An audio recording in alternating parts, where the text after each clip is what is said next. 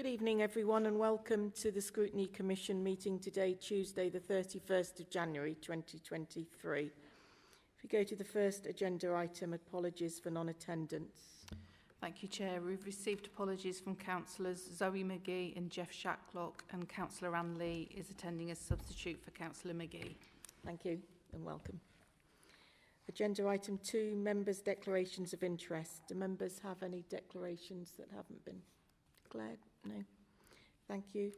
Agenda item 3, notifications of request to address the meeting. None. No. Thank you.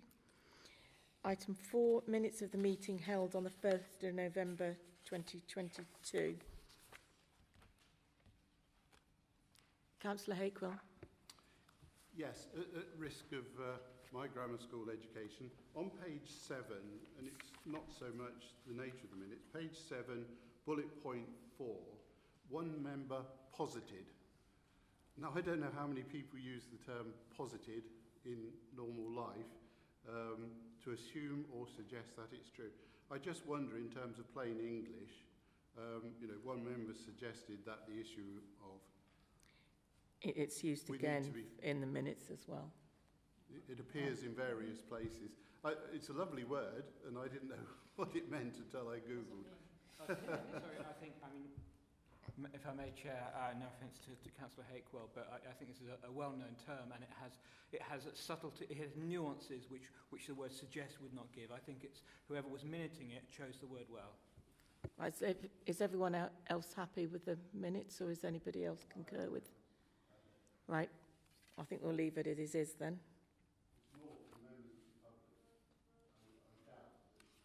To make the point, if we are trying to be open and transparent and use words that members of the public might understand, I just think that would be a better way to do it. But I surrender. More people think positive is a great word than me, so that's fine. Right, thank you. And I always think these days it's very easy to Google word if you don't understand what it means, and or look in a dictionary. So if everyone is happy. Are there any other comments on the meeting?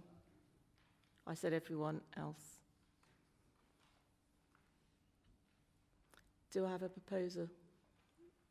Thank you, Councillor Carroll. Seconder?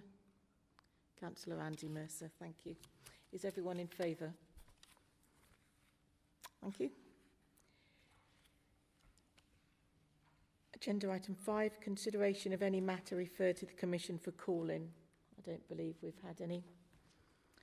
That leads us on to agenda item 6, development of the North Northamptonshire Public Mental Health Strategy.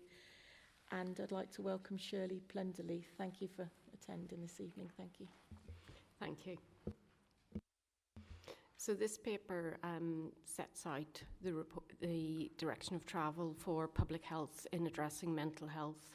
And if you notice, the paper sets out it's a system-wide approach, so it's within the context of the emerging integrated care system and the place-based development. It's a system-wide approach looking at early intervention and prevention of poor mental health, understanding the risks and understanding an action plan that sets out a pathway to understanding the population situation in North Northants, and then seeking to address that through several strategies, including working with schools and directly addressing suicide prevention activity.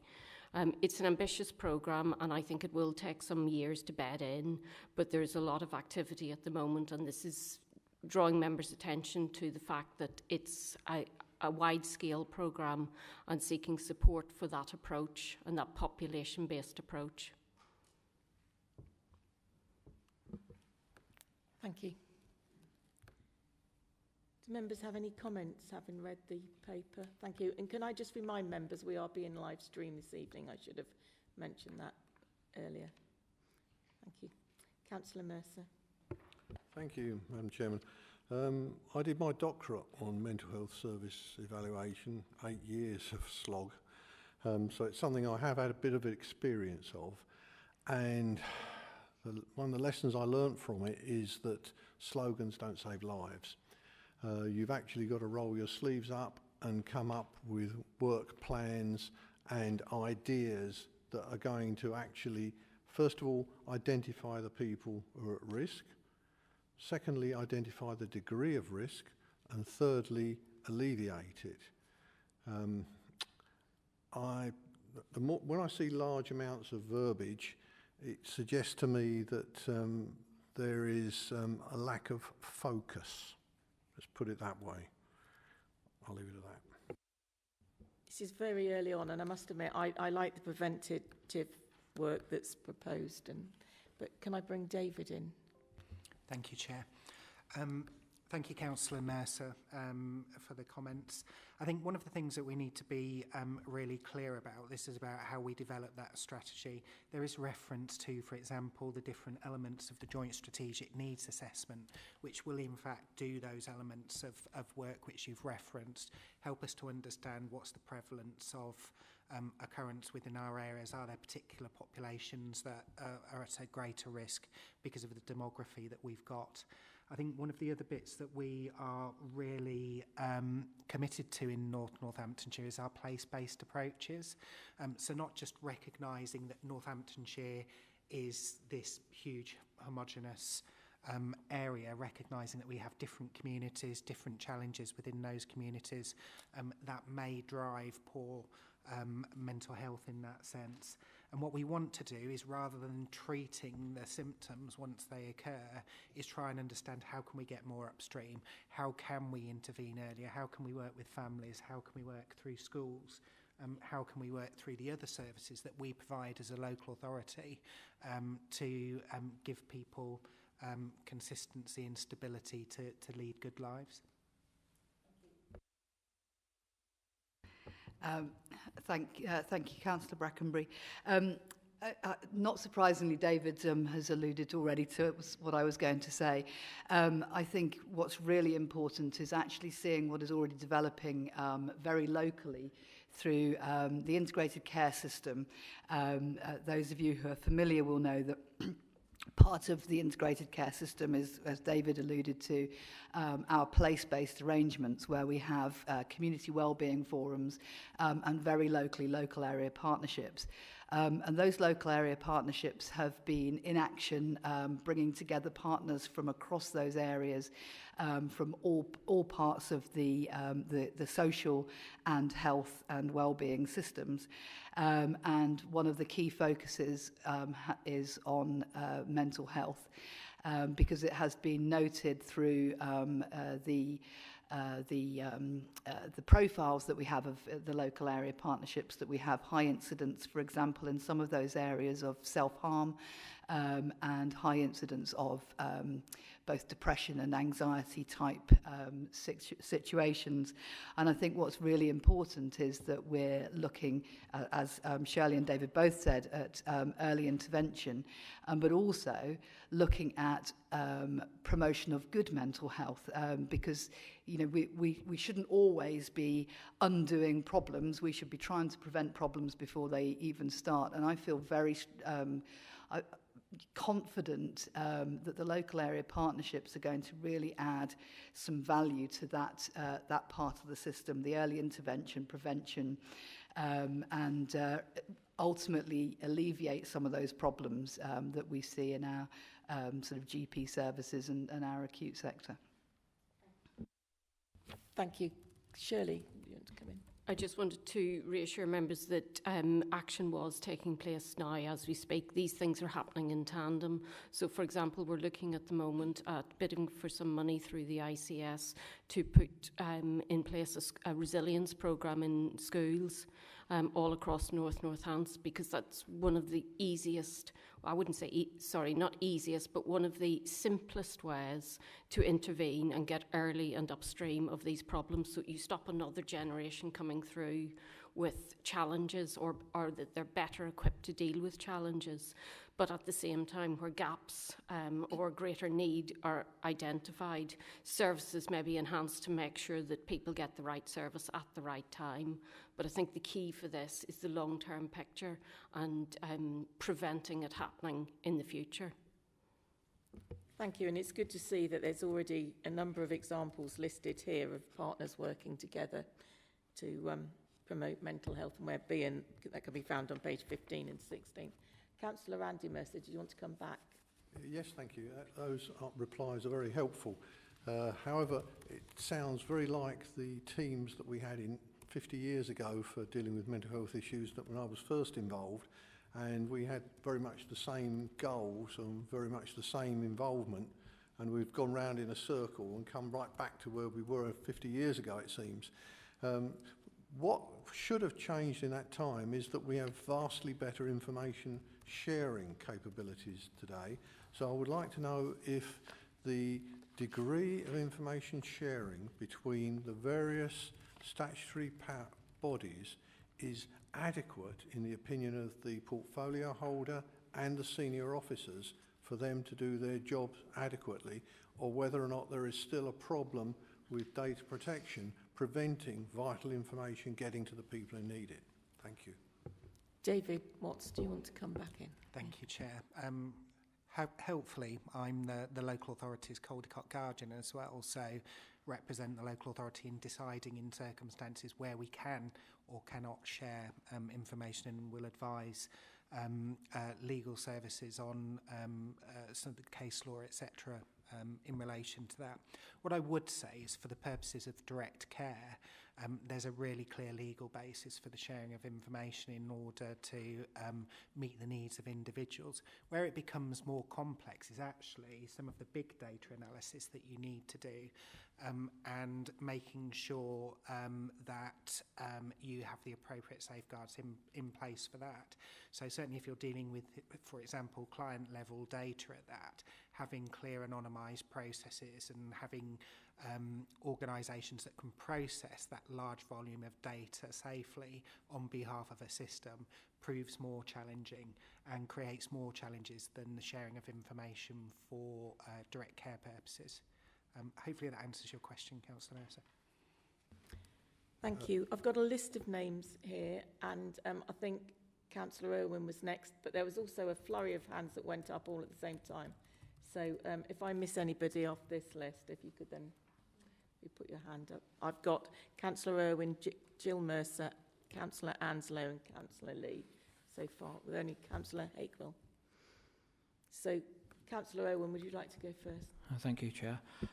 First of all, just a couple of typos in the report, just to mention that the ones that I noticed. So page 7 of the report, or 17 of the document, there's it should say the word ill, bottom line, as far as I remember. I can share these with you later if you like. And page 17 of the report, page 27 of the pack, Roman rather than Romany. I assume we're looking out for Romanese rather than Romans there. What did they ever do for us? Quite. Just a couple of questions. Well, one question really. There's a lot of focus on suicide, and rightly so. It's quite a. It's a great report. I mean, not pleasant to read, but a great report as regards that, and as regards the aims. And it does say in this that between 10 and 60 people are affected by suicide. I would say that's surely an underestimate. It must be. The ramifications are absolutely huge and lifelong for those who remain behind. So wonderful to be addressing that, very crucial.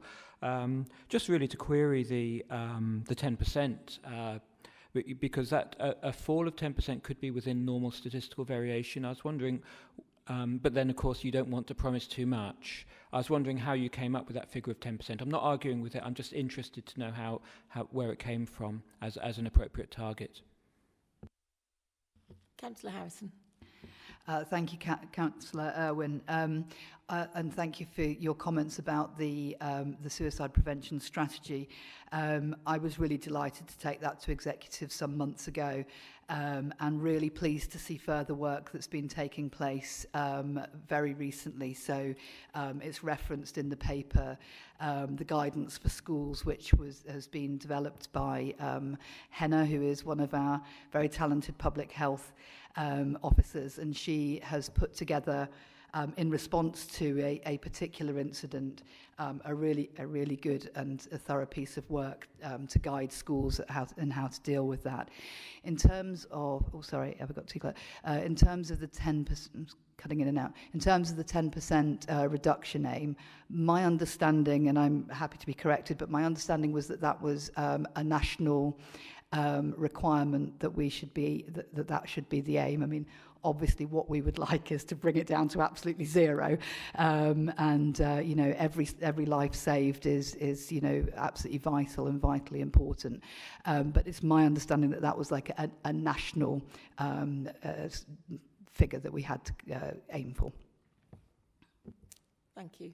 And I could see David nodding, so that's it. Councillor Jill Mercer. Thank you very much, Chair.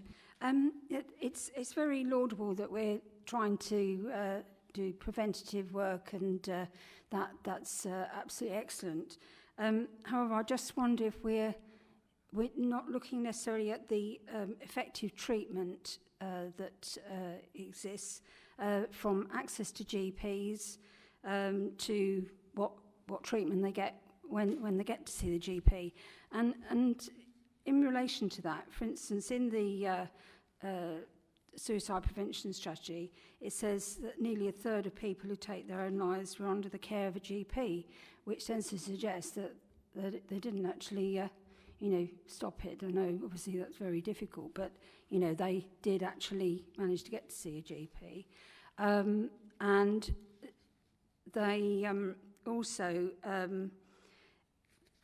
there's something in the chart, the sort of pull-out one, that says that there's 3 years of, so I have to get up close to this, proportion of frontline practitioners, including GPs, trained in suicide mitigation. And then, so that's 3 years, which is a long while. Presumably these GPs already, you know, trained up anyway in their own sphere. But I wonder if really the GPs are perhaps, they're the first port of call, but are they the right port of call? I mean, we know the GPs are overloaded. Is there some way of suggesting that other facilities should be open to people if they want to, you know, I know there's Samaritans and things like that, but we all seem to channel everything through the GPs, and that overloads them. In other countries, people can go straight to specialists, and I just wondered if that's something that we've explored. Thank you. David and Helen, you both had hands up. I don't know who wants to go first. Thank you, Councillor Mercer. I think from the point of, from my perspective, I see our public health approach to mental health as being very much in the sphere of prevention and early intervention. That's where I believe we sit. And, you know, obviously we also need to work with our partners who would be the next step in the process, which of course includes our primary health services. But I'm also very aware that that's not the only way that you can access mental health care in the early stages. So, for example, we have the mental health cafes, there's the direct number that can be called, and there's the mental health hub. So within the sort of community provision, before you get to the point of, you know, needing medication or psychiatric help, or, you know, going into those sorts of services, there are quite a few different ways of accessing those services. So from a point of view of public health, we're very much in that arena of trying to catch people before they fall, trying to prevent people from getting to need those services, but also understanding what's out there and working with our partners so that we can signpost people to the right places at the right time. So I hope that helps. Thank you, David. Thank you. Thank you, Chair. Just in addition to Councillor Harrison's points that are made there, I think it's always a bit of a banana skin when we include a background document within the pack. So the suicide strategy will draw people's attention to it. But it's important that we see that as a background document in the same way that we do around the Concordat. And the Concordat will help us to shape the structure of our strategy, of our mental health prevention strategy moving forward as well. And if under paragraph 4.5, which is page 5 of the report, it just lists some of the approaches that we're expected to develop our action plans, which will essentially deliver the actions that are required nationally of us through the Concordat, which does include exploring how we have enhanced partnership working, joining up services across there. So there will be opportunities for us to think about that.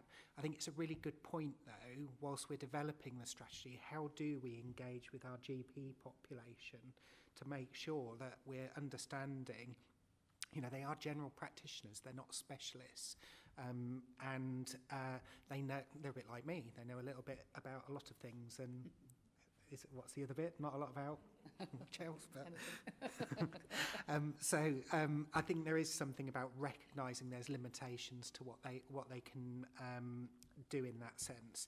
The bit which I'm really interested in is moving away from even access to health services. When we think of the contacts that we have with people as a local authority, I've got housing officers going into people's homes, we've got social workers going in, meeting with families.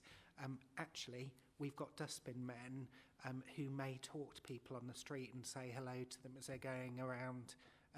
Refuse collectors, not dustbin men, correct myself there, going around and talking to people. We've got leisure centre operatives who will see people coming in or may miss when someone, or may realise when someone's not coming as frequently.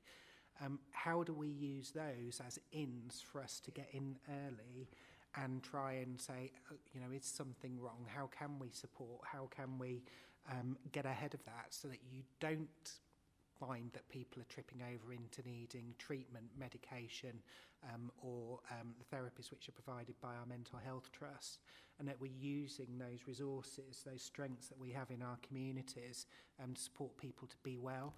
And I know it sounds a bit glib and it sounds a bit fluffy, but I'm absolutely committed to how do the wider services of the local authority really help us influence this agenda.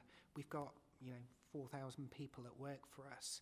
And when you start looking at the extent of their families, how do we educate our workforce in supporting members of their own family and their extended families to maintain good mental health? And that's where very much the education part of it and destigmatising of mental health is hugely important. Thank you for that. Councillor Ansley. Did you have your... I thought it was Councillor Lee first. Yeah, just a couple of points, actually. I think just picking up on something that Councillor Jill Mercer was saying, that access to GPs, and also you've mentioned it. We all know how difficult it is to get to see a GP at the moment. And those people who are suffering for mental health won't necessarily go there to begin with anyway. It just doesn't happen. What I'd like to pick up on is the delivery of the schools programme. Something else to be put into schools. And I know it's the place for that to happen. However, if you've got young people who are refusing school because of anxiety, then they're not going to access those or even be willing to listen to those programmes. So I think, although reliance on the school is important, and I think, you know, a school has always been a place to deliver a programme of whatever, so like Healthy Schools programme, the schools have always picked up and run with new initiatives. We can't rely upon the schools because those suffering from anxiety, young people, may not be attending. That's one point. And then secondly, the reliance on the third sector or the voluntary sector. Really important. I like the comments you made, David, about, you know, it's a whole community that looks after people, and everybody needs to be involved, and everybody needs to be looking out for their neighbours, etc. But the third sector is under attack financially.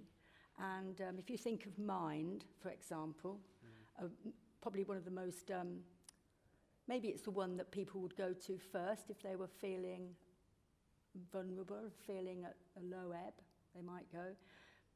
But they have, you know, funding issues, which might mean that they close, the cafes aren't around, etc. So I do think we can't just assume that the third sector, the voluntary sector, will be able to put in place any programmes that we might want. Okay. Can I bring David Watson again, please? Thank you, Chair. Some really helpful points, Councillor Anslow. And again, I agree with you. There will be people that don't fit into, for example, school-based schemes. And I think whenever we're trying to do something universally, you try and target your 80 to 90% of people that will engage with that. But there will be, you know, your 10 to 20% where it is more difficult to engage with, and we have to try and find different ways of doing that. That's where we should be using our finite resources to engage more heavily in that sense. Really interesting point around the voluntary sector. So what I would say is we've been approached by the voluntary sector infrastructure organisations saying they want to be a lot more involved in delivery of our integrated care system programmes. And they've brought a proposal forward that is currently being rolled out to trial, where they will operate a front door that enables them to signpost people in the right way to the right services and lead people through that. And that is being funded jointly by the integrated care system through health inequalities funding and through some public health monies as well. And it's a bit of a soft launch with it, so hence why no trumpets and bunting out, but it's something where we hope that it will provide evidence of how the voluntary sector and the statutory sectors can work really effectively together.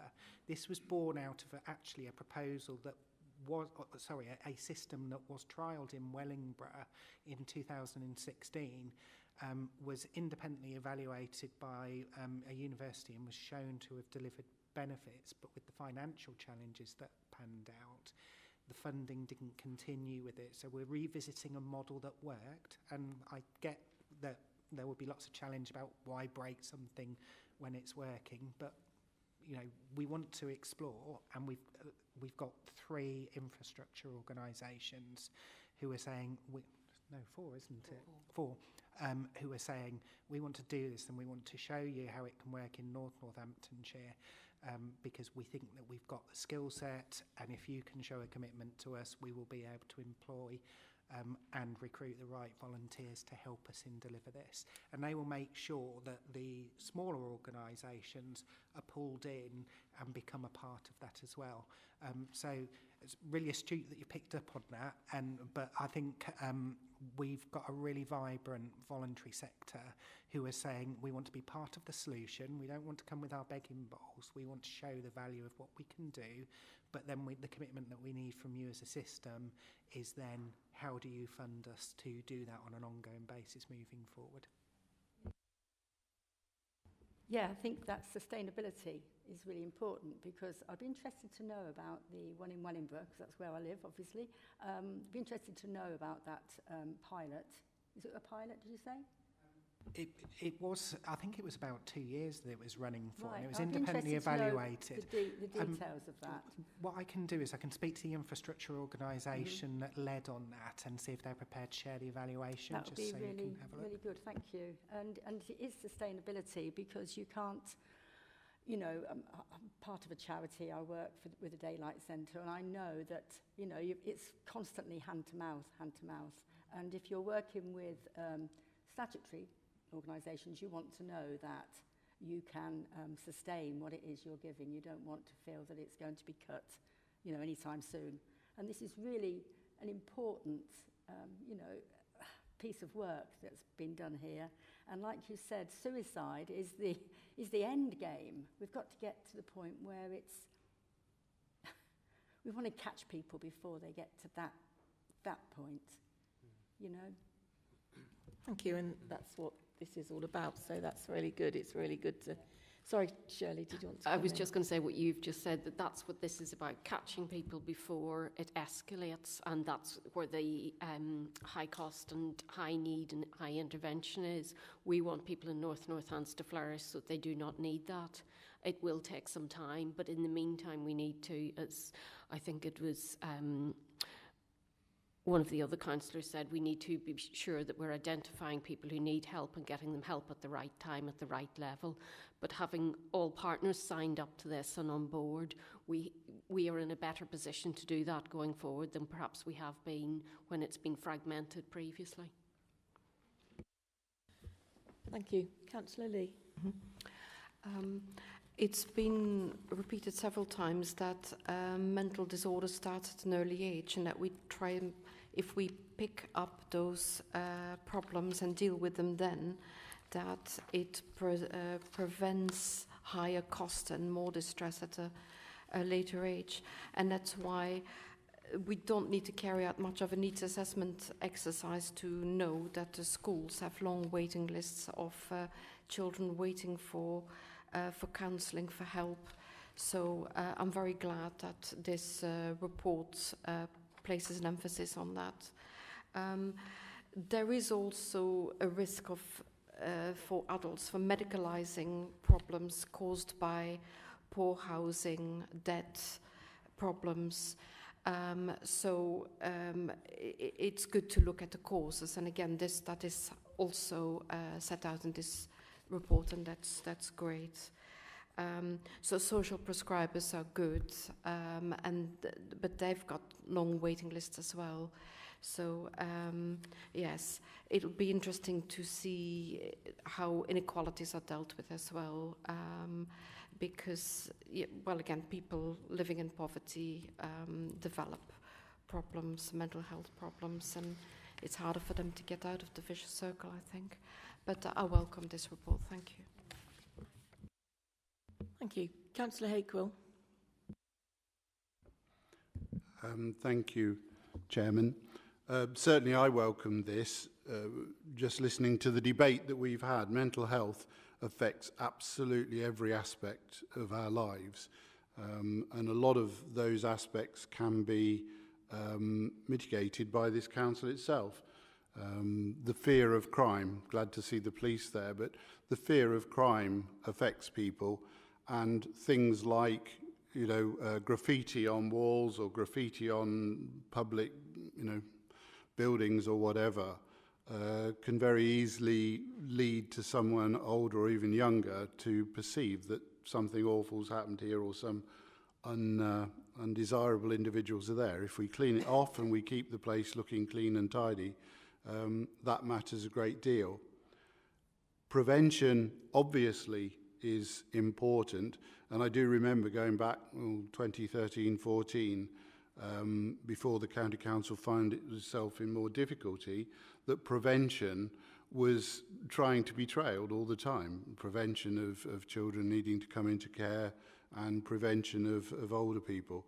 And the important aspect of prevention was that it ceased when you end up fighting fires. You've actually got to directly do something to help someone who's got into trouble. Preventive work can often fall away.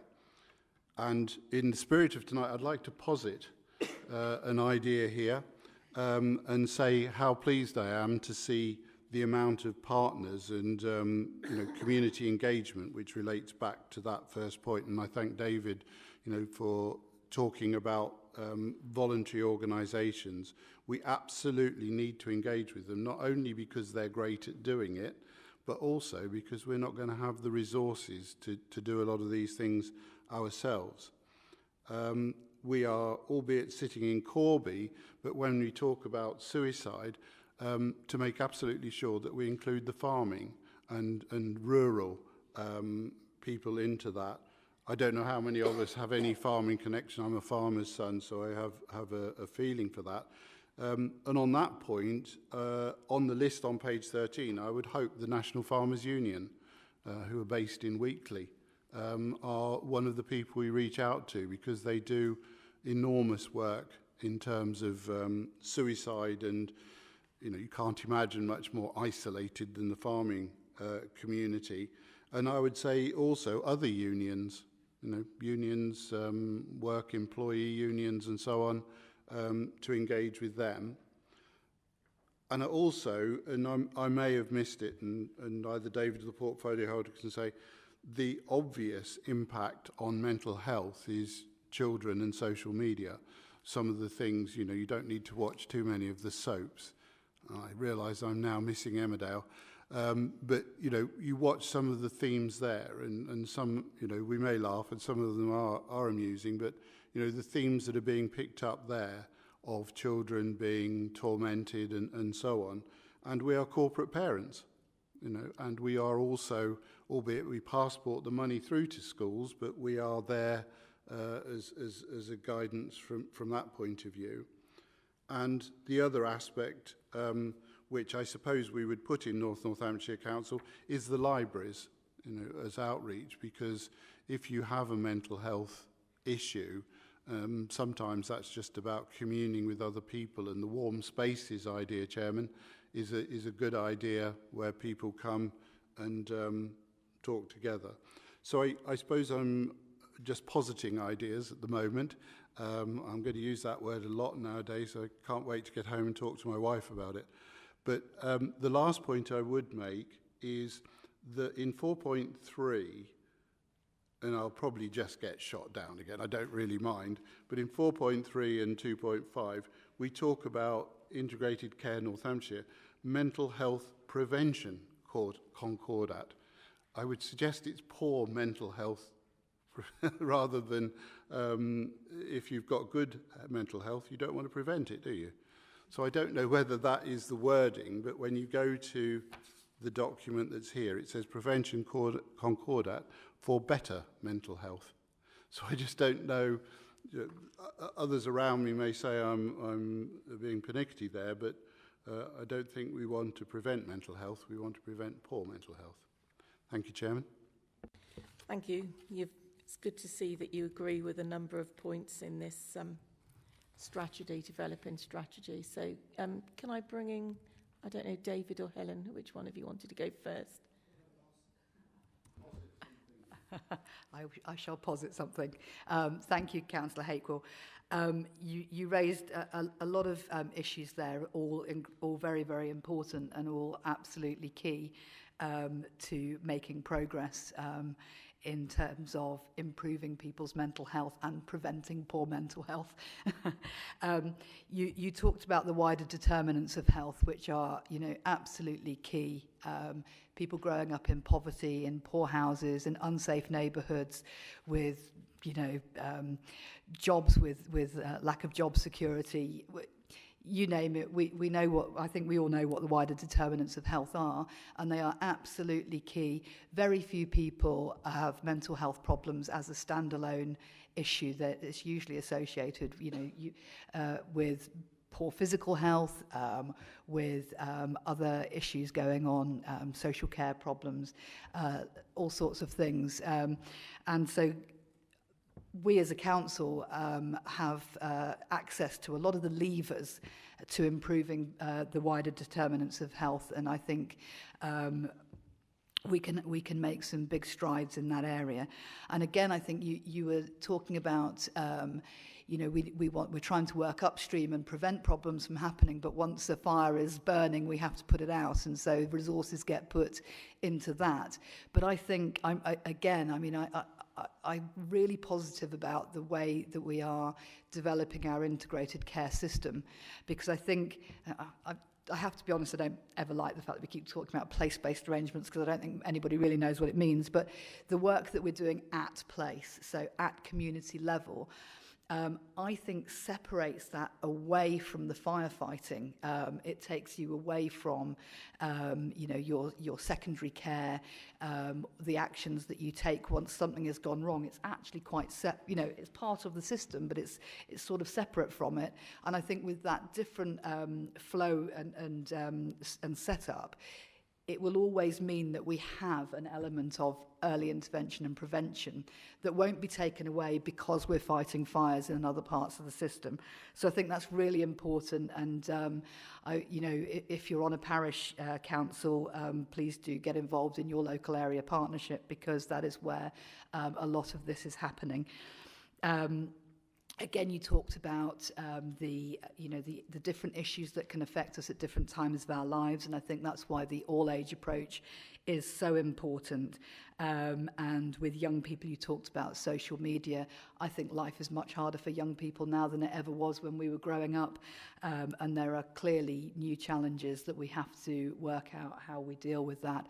I think some of the schools programs will tackle that, and working with parents and understanding mental health and the drivers of poor mental health, but also the drivers of good mental health. That, you know, they're both really important.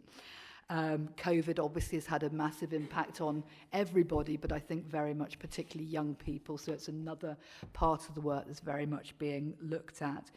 I really liked your point about the NFU, and Shirley was just whispering in my ear. I think that there was a piece of work done in Oundle in association with the NFU and mental health, so it'd be interesting to look at that and see what that came up with. And I think your suggestion of involving the NFU, particularly for our rural communities, is very good. And finally, you probably will have heard me talking in the past about our desire to really establish good community hubs across Northamptonshire. Some of those might be buildings and community hubs that we own, and we're sort of the primary partner when we bring other people in. It might be that it's a national health building. It might be a community building within some of our communities. I think we need to be very flexible and work out, you know, who needs to be where and how we get those. We help to wrap support around our residents as close to their homes as possible, where we understand them best. So I think there were some of the points you raised, but I think they're all very important, and I think you're absolutely right on all of those. So thank you. Thank you. Councillor Lee. Councillor Lee Wilkes. So close, Chair, so close. Thank you, Chair. And as others have said, I welcome this report, comprehensive report with some horribly frightening statistics. As Councillor Irwin said, it's really not an easy read, but comprehensive and useful nevertheless. The bit that I wanted to add, really picking up on what Councillor Anslow said about the challenges of the third sector, about the voluntary sector, is that I happened to attend one of the early local area partnerships. It was a one for the, I can't remember what the official title was, but it was the urban, it was the one that was held over in Raunds. And of course that was open, there was an awful lot of people. It was open to the voluntary community, social enterprise partners. It was so well attended that there was standing room only in that room. It was a big room and there was still standing room only. And it really was full of energy and enthusiasm and people that were invested. And I really sat there as an observer. But at the end of it, you couldn't help but be overwhelmed by the willingness of everybody that was there to work together. So it was a great start. It was a really positive thing to everybody that I spoke to that walked away with a great feeling, a positive feeling. They could make a good change. So let's keep fingers crossed. David. Thank you, Councillor Wilkes. I think really good to hear that, and that's certainly the feedback which I'm getting as well. I think Ali Gilbert, who's been leading those, is doing an absolutely fantastic job of making sure that the sessions are well organised and run well in that sense. Bearing in mind we're only into our second cycle of those meetings, the information that we're getting out of them is invaluable in that sense. And going back to Councillor Hatewell's point around suicide rates with farmers, you don't pick that up in the data It's local knowledge. It's people knowing that something happened. So for the best will in the world, we can ask public health to model that, but they're never going to say we've got a problem with suicide rates with farmers. So that's why the local area partnerships enables us to triangulate, but also bring local intelligence into helping us to shape strategies as well, which is why we would encourage people to be at community wellbeing forums, to come to our local area partnerships saying, we think this is a problem for our community, because we want to hear that. We want to try and work with that community to find solutions to it, because the impact of that death on a local community would be huge. Everyone will probably know that farmer, and it will have an impact on how that community feels, why they miss things, why did this happen locally in that sense. So I think it's about trying to make that connection between, yes, data is a great thing, but the local intelligence, the information that comes to us from you as councillors is hugely important. But having those conversations with people in their communities, and it might be the first time they've come to a meeting and said, I think this is a problem. And that's how we find out about it. We've got other populations as well, which create for the size of population, create a higher demand on services. So, for example, the prevalence of mental health and domestic violence in our traveller communities. We have traveller communities, but actually that impacts on use of A&E, use of other services, on the police. So how can we get ahead of that and support that community to support people to find different ways of dealing with it, or noticing when someone is perhaps experiencing mental ill health, and helping them to support and trust in the access that they can get as well.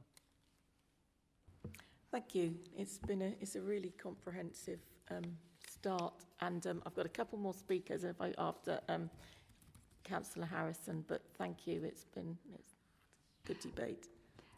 Thanks so much for letting me come in. It just suddenly occurred to me that this is probably a good opportunity to let you know about an integrated care service conference that we're going to be putting on in February.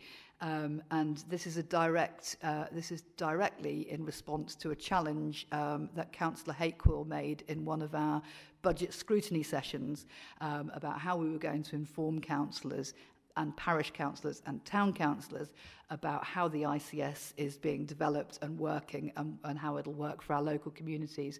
And so I just wanted to, let you know to look out for an email that will be coming out to you fairly soon about this conference that we're going to be having, I believe at Kettering Conference Centre. It's going to be a proper in-person, interactive briefing session with plenty of opportunity to ask questions and really get to understand the integrated care system in Northamptonshire and at Place, because all of this is all the things we're talking about today, all that feeding in, all that local knowledge is really important part of this of our Place, our integrated care at Place. So just wanted to use this opportunity to plug that. I hope you don't mind me doing that.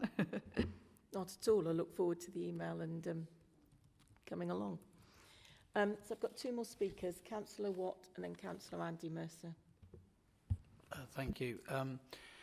I noticed the point about people that commit suicide. One third of them are under the care of a GP.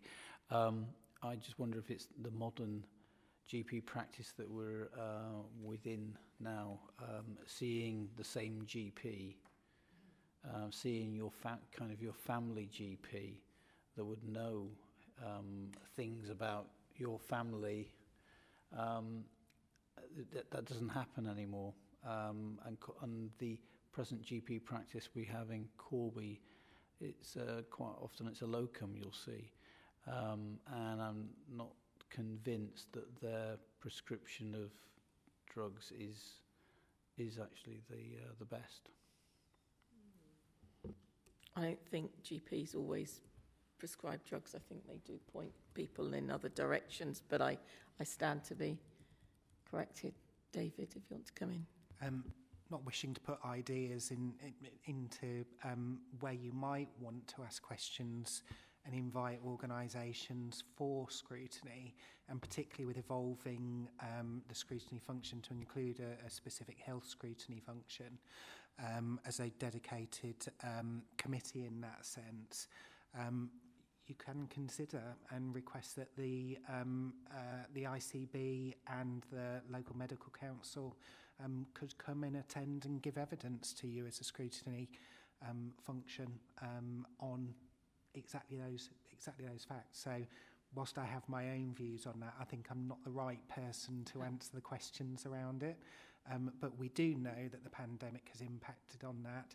But we also know that nationally there is a massive recruitment crisis in primary care as well, and not just primary care, but secondary care consultants and registrars as well, and which is all going to impact on that. But if you wish to seek assurances, then we could certainly invite colleagues from the ICB and representatives from primary care.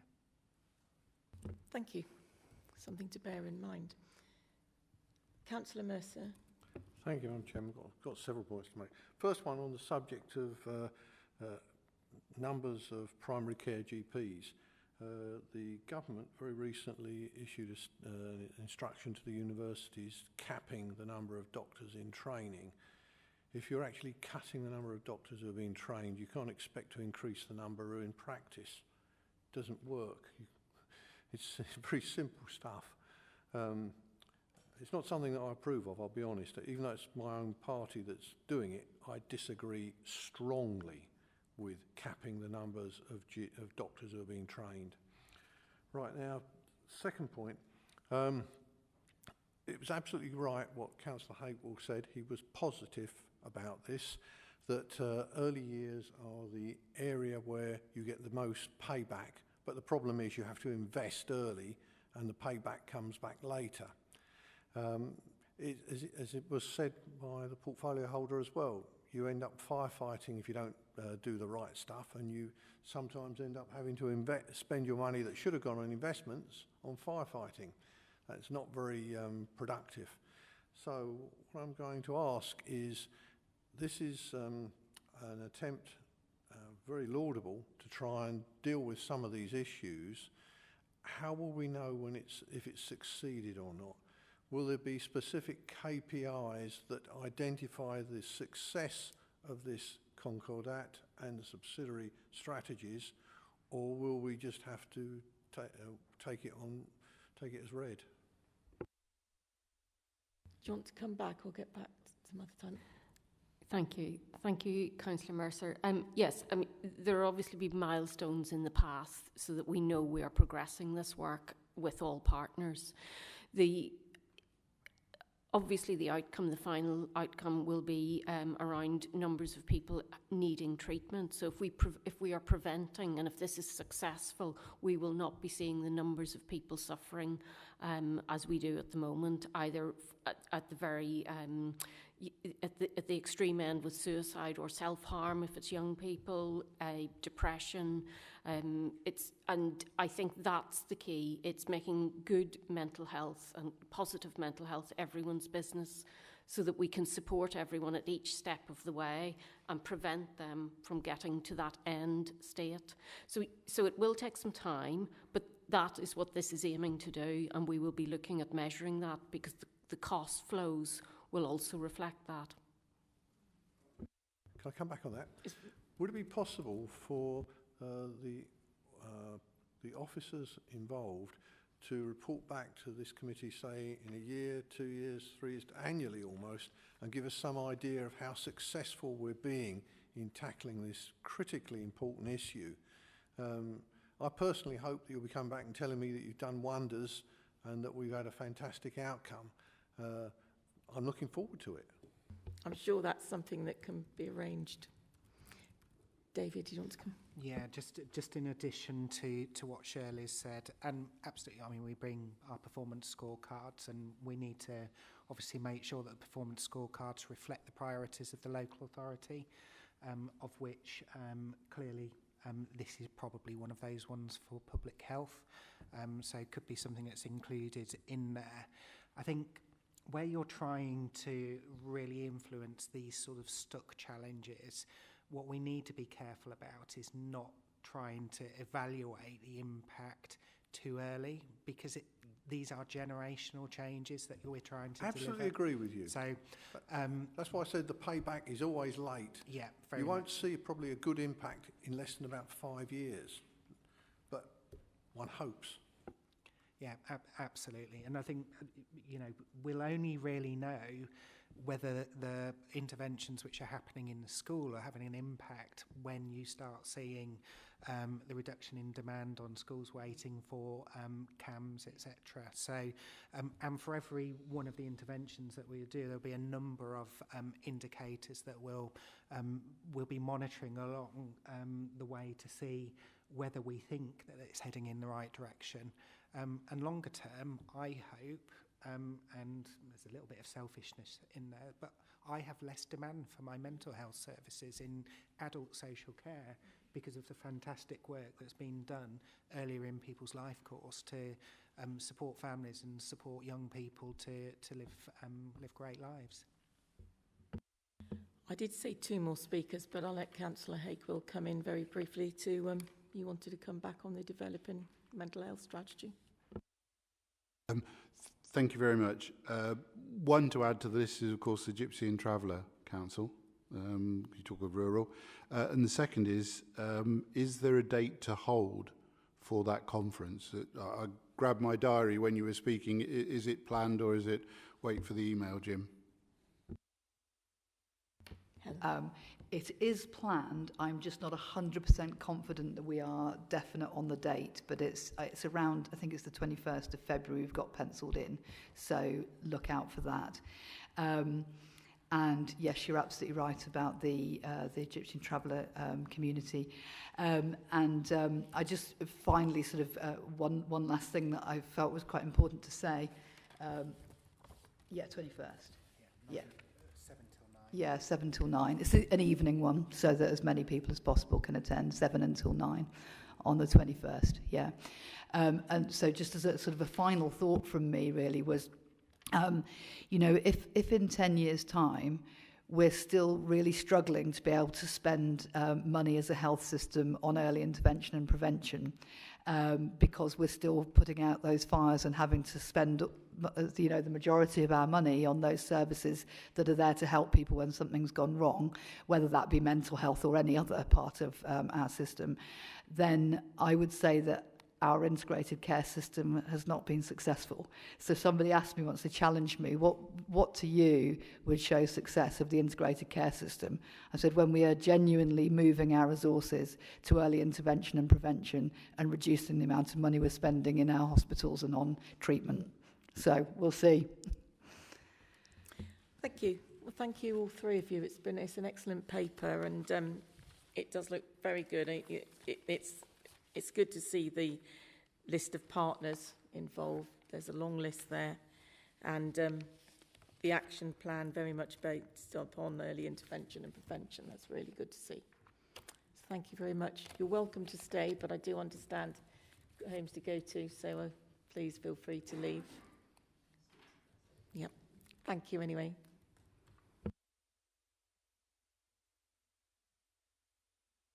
That leads us on to agenda item 7, ICT Value for Money Scrutiny Review. Can I pass over to you, Guy? Thank you. Chair, thank you very much, and good evening, councillors. So it's quite a short report, Chair, but it's an important area.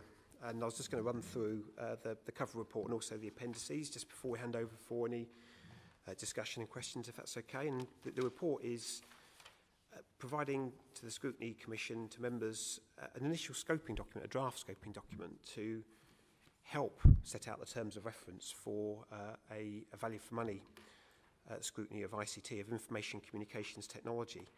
Now, I said it was a short report but an important area. I mean, the council budget this year was just shy of £7.7 million on ICT services. It's quite a significant area of spend. And just shy of £3.7 million of that was funds that are budgeted for West Northamptonshire Council, who provide ICT services to North Northamptonshire Council. In particular, it's the services that Northamptonshire County Council provided, and when the new unitary authority was set up, those services were continued to provide to North Northamptonshire Council. So we continue to pay. Now, the council is at a important juncture at the moment in that it's looking at its options going forwards for ICT. So it was felt that a value for money scrutiny of ICT services would help inform that decision going forwards. In the report, Chair, there's, if I go to 5.2, there's some considerations, some factors to consider for members to consider, so such as agree that the review is added to the scrutiny work plan, consider the scoping document, which I'll focus on in a moment, the name of the task and finish group, propose a non-executive elected member to act as a political lead, to agree a vice chair. The list continues. I'm not going to go through it in detail, but it's just to say there are some factors here to consider in line with the constitutional process. There have been some other scrutiny reviews that the Council's done, and there is actually a format for the scoping document. So the appendices follows the format that's set out, and you can see it starts off, basically I've provided some definitions in there. We've got the purpose of the review, which is to say is to understand the value for money of ICT services, and in particular this relationship between North Northamptonshire Council and West Northamptonshire Council, but also to look at the criteria for selection of the review. And as I said, it's a really important area. I think everybody knows, or a lot of us will understand, that actually the success of an organisation today is inextricably linked to the efficiency and effectiveness of its IT services. So clearly an important area, particularly given the size of the budget. In the scoping document as well, also looking at the indicators for success, it seems rational that actually having a clear view of whether value for money is actually being provided would be a good starting point, Chair, but that's just one of the points. Also looking at the inter-authority agreement that's in place and just how that is being complied with and followed, just from a governance point of view. The methodology of the approach, suggestions again for the draft scope. So looking at the overall cost of ICC services and how they compare to those of other authorities and organisations. Looking at the compliance against the inter-authority agreement, but also what plans are in place for the service going forwards. Then the scope looks at the resources and the budget requirements and set out some of the kind of considerations there. The appendices does outline the suggested resources, the team that could be utilised. Some caveats. I think this is really quite important, actually, Chair, on the caveat side of things. ICT clearly is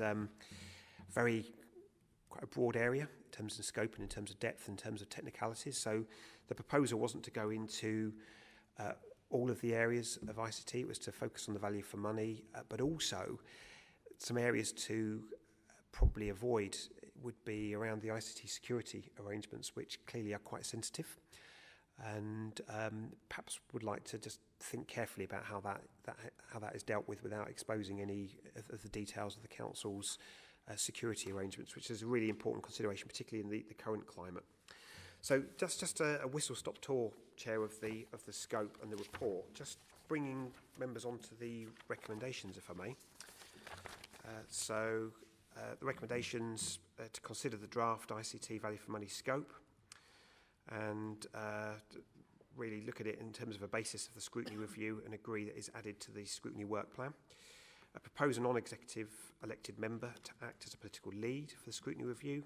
Agree, and you may want to agree someone else, Chair. I'm just put myself forward, but agree that Assistant Chief Executive is appointed as the lead officer.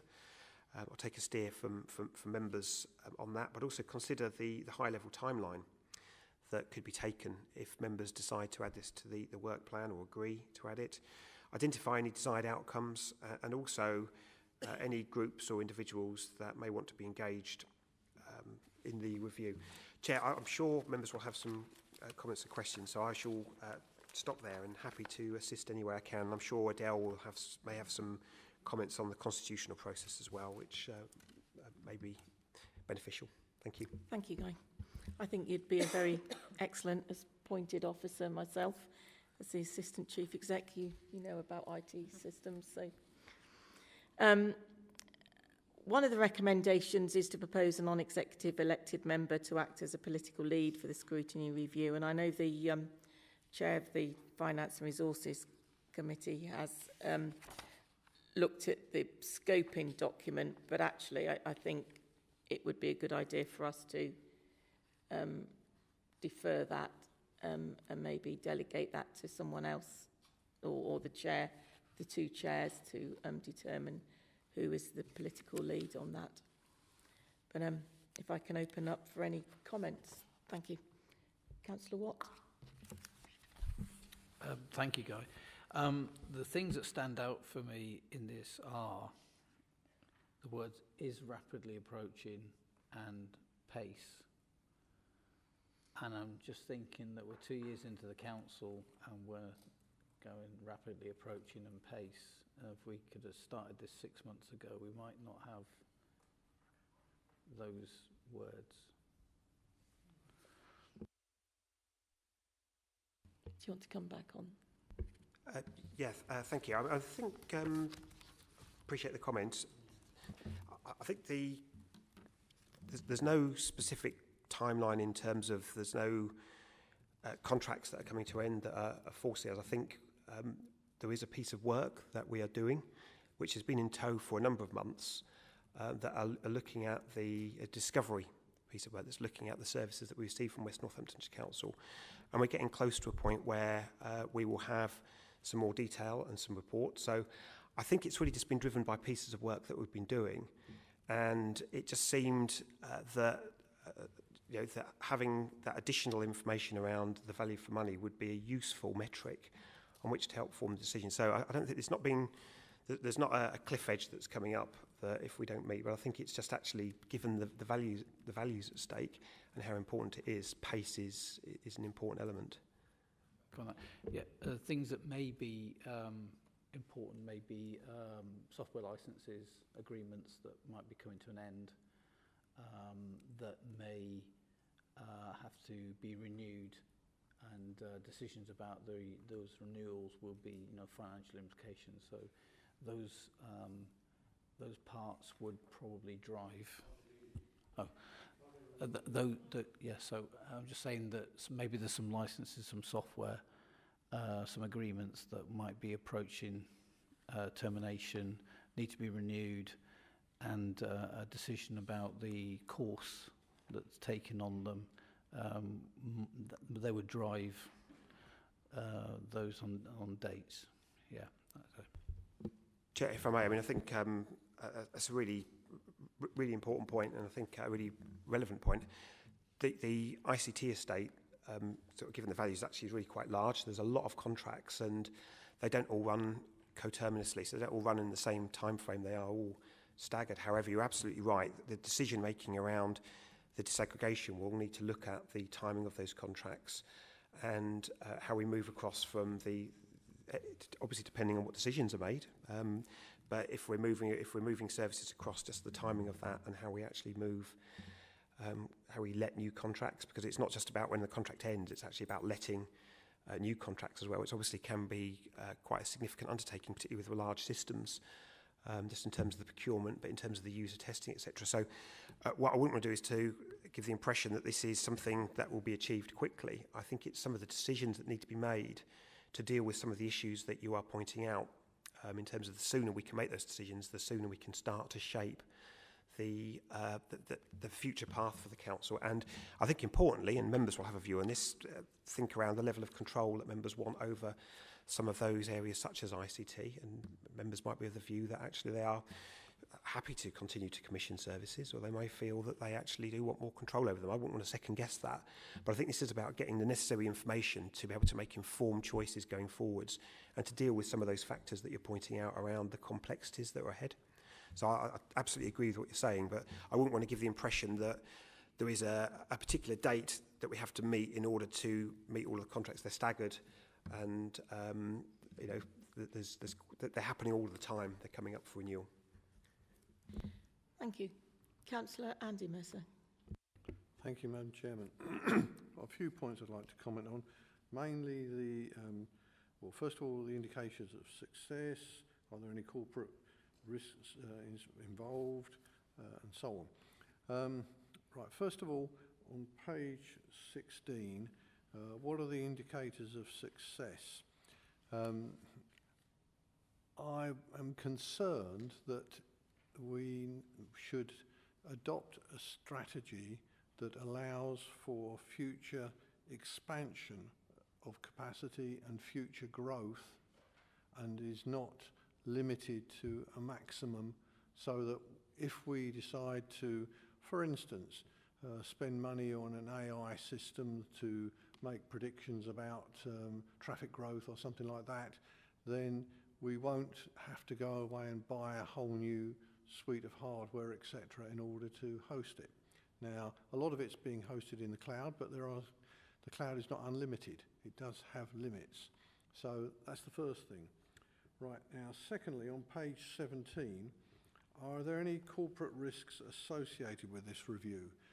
Now, from my experience, when you're planning to cut over such significant ICT resources, it's often wise to posit that you run parallel systems for a period of time until the new system is proven to be robust and reliable. So I would like to suggest that we look into that. And finally, what is our fallback position in the event of problems? E.g., I can remember about 3 or 4 years ago, some idiot cut through the main data cable going to the data centre at County Hall. It wasn't clear what the fallback position was in that situation, but if you're planning a new IT strategy, you need to have fallback positions and at the very least multiple sources for anything that is critical. So I would expect to see some discussion of that as being amongst the objectives of the review. Thank you. Councillor Mercer, this is actually about value for money as opposed to implementation of any system that might Yes, go it in definitely the future. is, because the cheapest system is not necessarily one that's going to be reliable and acceptable for use in the public sector. Chair, if I may, I mean, I think sort of a couple of points to start with. I think, yes, it is the proposal is a scrutiny review of value for money. So I think it's important that we keep that in sight. However, what I would say, Councillor Mercer's point around the continuity and disaster recovery, effectively, could very well be an important metric that members may want to consider, because if you're paying, if the council's paying £7.7 million for the service, then I'd certainly like to be able to demonstrate the assurances we've got in place to ensure that we have got continuity arrangements in place, and that may be through, without going into the detail that may expose certain parts of the council, it might be about providing assurances around the audit reports we've got in place for those areas, so that we don't necessarily have to go into all of the detail, but also some of the things we've done around training for disaster recovery, the corporate risk registers that we've got in place and the mitigations there. So there are some really useful bits of information that could help give members assurances, and I would absolutely see those forming part of a basis of value for money, because if you came out of a review concluding that something's value for money but it wasn't able to survive an attack or a power failure, then is it fit for purpose? So that fit for purpose element is an important dimension. What I would say, though, is where I would say we need to be a little bit careful. I think if we look at the first point around the kind of the shape and form of the service going forwards, there's an ICT strategy in place, so members may want to sort of satisfy themselves that there's a strategy in place to deliver the services going forwards, but the actual detail of that strategy, I would say, would probably be outside of the scope of the review at this time being. However, there is a process to look at the ITT strategy going forwards, perhaps separate to this review. The point Councillor Mercer makes around the parallel running, Again, that's a really important point. What have we got in place to ensure that when we are evolving our ICT estate, and particularly if we're making decisions around when we're moving from one service provider to the other, are we providing continuity in that service with systems? So I think there's some assurances we can provide around there, but I would caution around the back. We could actually probably go into any one of those areas with a whole scrutiny review possibly. So I think it's just working out what level we want to go into, and really keeping eyes on, are we providing value for money? Hopefully that helps. With that reply. Thank you, and thanks for your input. Councillor Deering. Thank you, Madam Chair. I welcome this actually coming to this committee, and what we're looking forward to do here. I'm just looking at the recommendations under F, where we have identify any groups or individuals that it would want to be engaged or co-opted onto the review.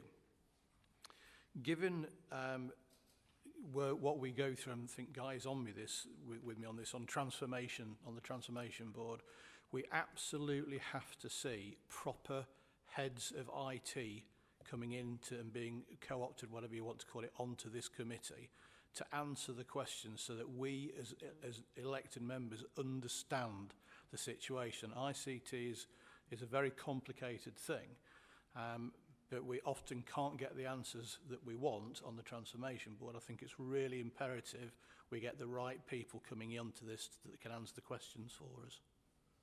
Thank you.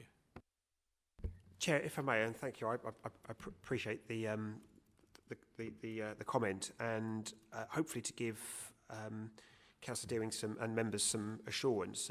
So one of the proposals is that Nana Barfi Sarpong, who's our Chief Information Officer, would also, if members are in agreement, be on the scrutiny review team, who's got a raft of knowledge and experience. But also, I know that Nana has spoken to his counterpart at West Northamptonshire Council, and sort of suggested that he would be able to answer some questions, which he's agreed to do. So there would be some transparency around that area, which would be useful. And also, we do have officers sort of responsible for areas of ICT, who I'm sure would be only too happy to come along and to answer some questions. I think, again, just on the sort of caveat around, we'd want to just be careful around the level of information we put in the public domain around the security arrangements. But colleagues would be able to make members aware of that in terms of the areas that they felt were sensitive. And there's plenty of areas that aren't, that could be shared. Thank you. I think that would be very useful, the two you've just mentioned, to come along. Did you want to come back at all? You happy? Councillor Owen. Thank you, Chair. A couple of very totally separate points. I mean, the first point is just about the relationship with our sister council down the road. Does WNC in any way own IT in a greater way than we do, or are we co-owners of it, if that makes any sort of sense? I'm trying to glean whether obviously they're having the same conversation right now, I'm sure. I'm trying to glean whether it'll be an easy divorce, if divorce it is, or whether there are certain, for example, software or agreements that were signed by them. It'll be harder for us to get out of them than them. So I'd just like to know how easy that's going to be dealing with them. I'm sure it's all going to be very cooperative and friendly. The other thing, and this may not be relevant, so please tell me if it's not relevant to what we're trying to do, but this seems to be very much a standalone report. It doesn't seem to be linked with any sort of ICT 3-year plan, for example, which I would have thought could be relevant. Let's say Northamptonshire wanted to put everything on an app for people, so everyone's got transport and bins and housing is all in one place. That could be part of a 2 to 3 year plan, but I don't see any other plans mentioned on this. It's very much about the disaggregation, but would there not be cost implications as part of the disaggregation if there were other plans in place for Northamptonshire as regards IT provision? Chair, if I may, through you, I think, thank you, and I will return to those two questions in a moment. I think just to sort of reiterate, I think the objective here isn't to get into the detail of the disaggregation of services. It's more around the value for money. So is value for money sought? However, I think your points are very relevant in terms of the bigger strategic picture. There's a transformation plan, a blueprint plan. So when the new councils were set up, there was forgive me because I know a lot of you know this, but just for reference, there was a plan of disaggregation. And so there's a shared services joint committee that looks at that plan, and there were decisions made to disaggregate services. ICT was always a bit of a natural anomaly. I say a natural anomaly because of the complexity of ICT and just how intertwined the services are. I think it was always acknowledged that would be something that would take some time to understand, and to understand the complexity of it and to work out the plan for disaggregation. So sort of as I referred to in the answer to Councillor Watt's question around, we have got a piece of work that's actually discovering the detailed nature of the services that we receive and the cost of those services, and what that, if indeed this is the route that members took, what that parting would take, if that's where members go, and they might not do, but what would be involved in that process. What I can say in answer to your first question, though, that would be very complex. I think just the way the ICT operates is a complicated area. We've got skills and resources to be able to deal with that complexity, but it's not something that happens overnight. It's not a binary, if you pardon the expression, given the context of the view. It's not a binary thing. It's something that actually has to be handled very, very carefully. And in terms of resources, yes, usually there has to be an investment made in order to deliver that, but there are also often benefits that come out of that. So we have to look at that really, really carefully. However, I'm really, really clear to point out my understanding is that the purpose of this scrutiny wasn't to actually look, it's not to scrutinise it's not to look at the decision, but it's to scrutinise the value for money of the services, so that then can help inform a decision further down the line if that's where members of the relevant committee choose to take. But I think some really good points there, and they're things that actually we can provide really. I've put in the scope this thing around background papers and the desktop exercise. That's a lot of the information that I think members would need to see and be able to understand, to get that context and to understand the bigger pictures. But also the emerging direction of the council going forward, because we do have an emerging ICT strategy, and we do have a path of other services that are disaggregating, which are very much driving some of the ICT decisions that we need to make as a council going forwards. So I think they're all relevant points. Just keen to keep that scope on. Do members think this is delivering value for money? Thank you. Councillor Watt. It was much along the lines of what Councillor Owen was saying. Much more exciting things are the aggregation of services and to perhaps get some efficiencies.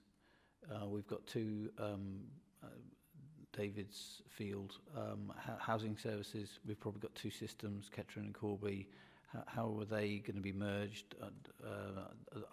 The fact that there are two, are they preventing us from getting efficiencies across housing? And Philip's point, the app, the Do Everything app for all your council services, how you interact. Obviously, it's not for everybody because there are some people who don't have smartphones, but being able to easily communicate with the council I think is key to having happy customers. Thank you, but I think we are looking at value for money rather than the greater scope of. We could be here for, well, as Guy said, we could be looking at numerous different scrutiny. Maybe, I'll finish. Sorry, did you want to come back, Guy? Not if my colleague wanted to make a point. I think the only thing I was going to very quickly acknowledge, and I do apologise if it is, but I think your point around that kind of duplication type thing, actually, they're good because they do factor into, are you providing value for money, and is there potential to provide more? And if there's duplication, then that would indicate that there probably is efficiency, inherent efficiencies in the way things are set up. So I think that is an important consideration.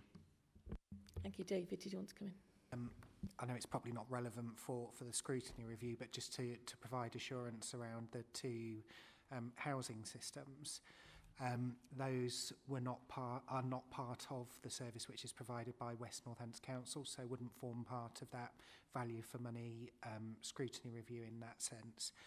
But rest assured, we do know when those 2 contracts are going to expire, and there is a piece of work that is pulling together the harmonisation of those so that we make sure that we've got the best system moving forward. Thank you. And Councillor Wilkes, and then afterwards perhaps you can go through on 5.2 and look at the bullet points there. Yeah, thank you, Chair. So, yes, whilst I acknowledge, because it's right, that what we really need to do is scrutinise the value for money of the current provision, of course it does need to be dealt with in conjunction with a future refresh of the ICT strategy. We don't want to scrutinise what we've got and decide it's great value for money, but actually just isn't what we want moving forwards anyway. And I'm sure this has already been considered, but very difficult for members at the moment, because we're in the very first steps, very difficult for members at the moment to even get a picture of what of whether it's value for money, because we don't know what's included, we don't know what's provided. But it will be interesting to see that comprehensive document come back. And I hope within that it would have to include where we are in a replacement cycle of any equipment. So if I think about the company I work for, so we provide ICT contracts to large employers, and we do that over a multi-year period. Of course, there are some years that we would love our clients to cancel the contract, because actually it's the beginning of a year where we're about to invest a huge amount of time or replace a lot of equipment. There are other years where we wouldn't want them to cancel, because we know it's an easy year for us. So I'll be interested to see what the cycles are like for replacement of equipment and proposed upgrades of equipment. Thank you. If I can draw members' attention to paragraph 5.2, perhaps we could go through the listed there. Councillor Hakewell.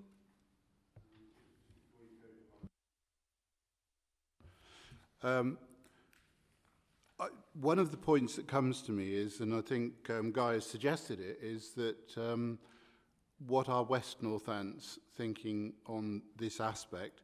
And, you know, in my mind it talks about some joint scrutiny between the two, because if we have colleagues the same as us, different wards and in the West, thinking of the same, it almost feels like there should be some joint scrutiny between the two. Now, whether or not that was a meeting at some point during this process, but we ought to be thinking about what they're thinking, and on that same basis, the risk to us is they may be thinking, well, we don't want to really service Northamptonshire anymore, and we need to understand some of that.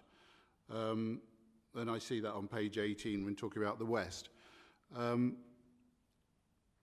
I don't know, we don't have a work plan tonight, so we're asking to put this on a work plan, but I don't think we have that tonight, but we'll obviously do that in the absence of one. In IT, there is always an economy of scale, and one of the things that I'm sure should be part of this is, if you have a license for something that goes across the whole county and being delivered, if you cut it in two to make sure that the two halves are not greater than the whole, and sometimes that economy of scale is important. I also think we need to be conscious of not dropping into the not invented here type syndrome. You know, if the West is able to provide, and I think Guy has reassured us there, if our colleagues in the West are able to provide as a result of this scrutiny a perfectly good service, then I'm sure we would stick with it. An obvious thing that comes to mind is Fix My Street. As far as I can understand, Fix My Street is still a county-wide system, but when we plug in a pothole on our side, it comes forward. And things like that we just need to be conscious of, because we've also, for example, with the highways contract, it's very easy to end up spending more in two contracts than you were in one, and recruiting more people. So we need to be very conscious of this review, and we're obviously basing the review at the moment of the return on investment, because we are inevitably, every part of our scrutiny, we're struggling for day-to-day revenues, and if a system is working well, then obviously, the result of this may well be that it continues to work well. Also, if we're making this sort of change, it's IT, it's often back office, there needs to be a focus on customer-facing things. You know, is this going to make the customer experience? We talk about apps and things like that, but is it going to improve customer-facing so that when we do that sort of work, we're actually making sure that we improve our customer experience? So there's probably no questions there, but like all other members, we have views on it. You're coming to 5.2, and I'll pick up E if you want me to stop now and then come to 5.2. I've got a couple of comments on item E 5.2. If I come to you when we get to item E on then, Councillor Mercer, if you want to come back quickly. Thank you, Madam Chairman. Since Councillor Hakewell has initiated the debate, I have to respond to some of his comments. I disagree totally with the comment that there is always economies of scale with IT. When you get larger organisations, the hierarchy gets higher and the overheads get higher. At a certain size, the so-called economies of scale go into reverse and it gets more expensive, not less. I'm afraid that this is that big is beautiful only works up to a certain point. Then it stops, it breaks. It's a very simplistic assumption, but it's not an accurate one. Now the question is, have we already reached that point? Well, I was convinced that we'd reached it long ago by the time we reached the county council size. Councillor Hakewell almost certainly disagrees with me on that. But that was one of the... Sorry, Chairman, can I... Councillor, both of you... Councillor Mercer, restrict himself. I didn't say it was guaranteed that there was an economy of scale. I said there may be an economy. And I understand, and I was going to say to Councillor Mercer, if he can draw to a conclusion that this will be something, presumably, that the scoping of the document and maybe I misheard Councillor Hakewell, but I thought I heard him say there are always economies of scale. The word always, I thought I heard. He may have been mistaken, but That was the point where I put my hand up. Okay, thank you. Point taken. Economies of scale will be something, presumably, that are looked at as part of this review. Undoubtedly. Thank you.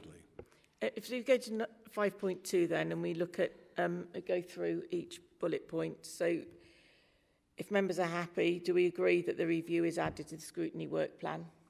I'm sure.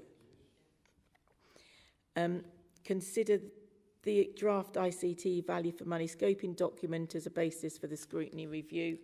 We've had a discussion and everyone happy with that.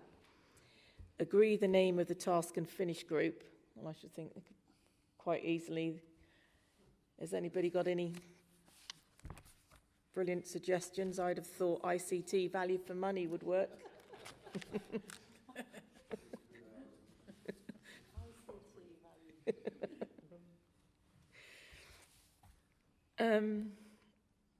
Agree the task and finish group's membership. I'd suggest 7 councillors, which would then give us 4 Conservative, 2 Labour and 1 Green Alliance. Would members be happy with that? Yep. Sorry. Madam Chairman, do these this is a question for the monitoring officer. Do such bodies have to be politically balanced or not? No, they don't have to be politically balanced. So what we've done with previous groups is the same as this. We've done a 4-2-1 on it, which seems to work quite well, and it's more about political representation rather than political balance. So, but that is a matter for this committee. It seems fair that we've got councillors from across the board. Is everyone happy with that? Agree that propose a non-elected member to act as a political lead for the scrutiny review, and that person will chair the group meetings. I suggest that we delegate that at this point, perhaps to myself and the chair of Finance and Resources Committee. Is everyone happy with that? Thank you. Sorry, yes.